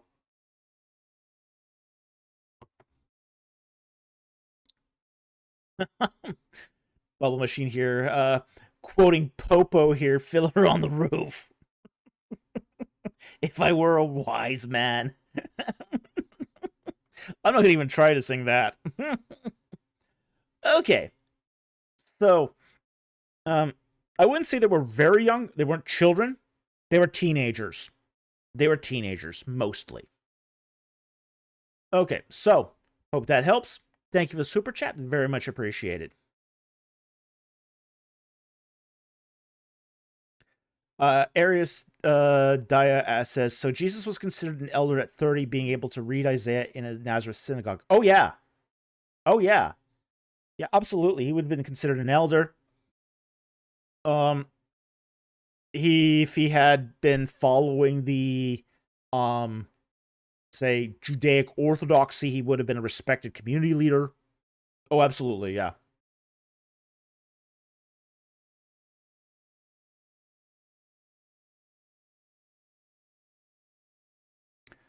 All right, and let's see here. Another one here from Frank Schustic for €5. Thank you very much. And we're at midnight now, so we're gonna quickly go through this and then call it a night here because I gotta get up early in the morning. And he says, what was marriage age for women in the ancient Near East, especially Israel? I believe people are spreading misinformation about this all the time. The general age for women was between 15 and 19. Okay? So, women were not eligible for marriage until they had had their monthly cycle. Once they had their monthly cycle, they were eligible, but they usually waited until they were 15. Okay? And that seems to be the norm. Now, again, people married younger in cultures where there was knife edge agriculture because survival was a breeding game. Okay? This is not to say it was a good thing or a bad thing, but this is normal in a agrarian culture where there's knife edge, where people were on a knife edge of starvation. Very common. Very, very common. It's still common today in agricultural societies that are within 50 calories of famine, where people will tend to marry young to breed, to increase the chances of the family's survival. So, it was more important in those societies that women married young than men married young. But again, too, some men did marry young as well. It depended on the socioeconomic status of the community, of the parents, and what sort of marriages could be arranged. So, I won't say it's clearly not early teens, but mid-teens and older would be the normal age for a woman to marry in the ancient Near East. Okay. So anyway, I hope that helps. Thank you for the super chat. Very much appreciate it. Again, this is not an endorsement of that. It's just, this is what happened. Yeah, for survival.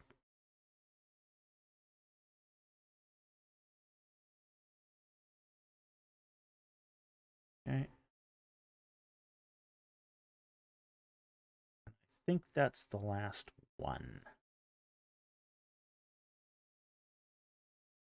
Yep, that's the last one. Okay. So it is after midnight now, and we gotta call it a night here because I got something in the morning. Want to thank everyone who joined us tonight. It was again another great live stream. Thank you so much for joining us. I want to thank those who supported us through super chats and through PayPal donations. Thank you, Jack Ray, for just giving us 10 Egypt of the Bible memberships. Okay. Well, while I talk here, you guys can sort of pick those up. I want to thank the people who really support us and support the work that we do, whether that's, teaching the Bible, whether that's teaching about the ancient Near East, or whether it's engaging the culture. You guys help make this work possible, and we really appreciate it, and we're so grateful.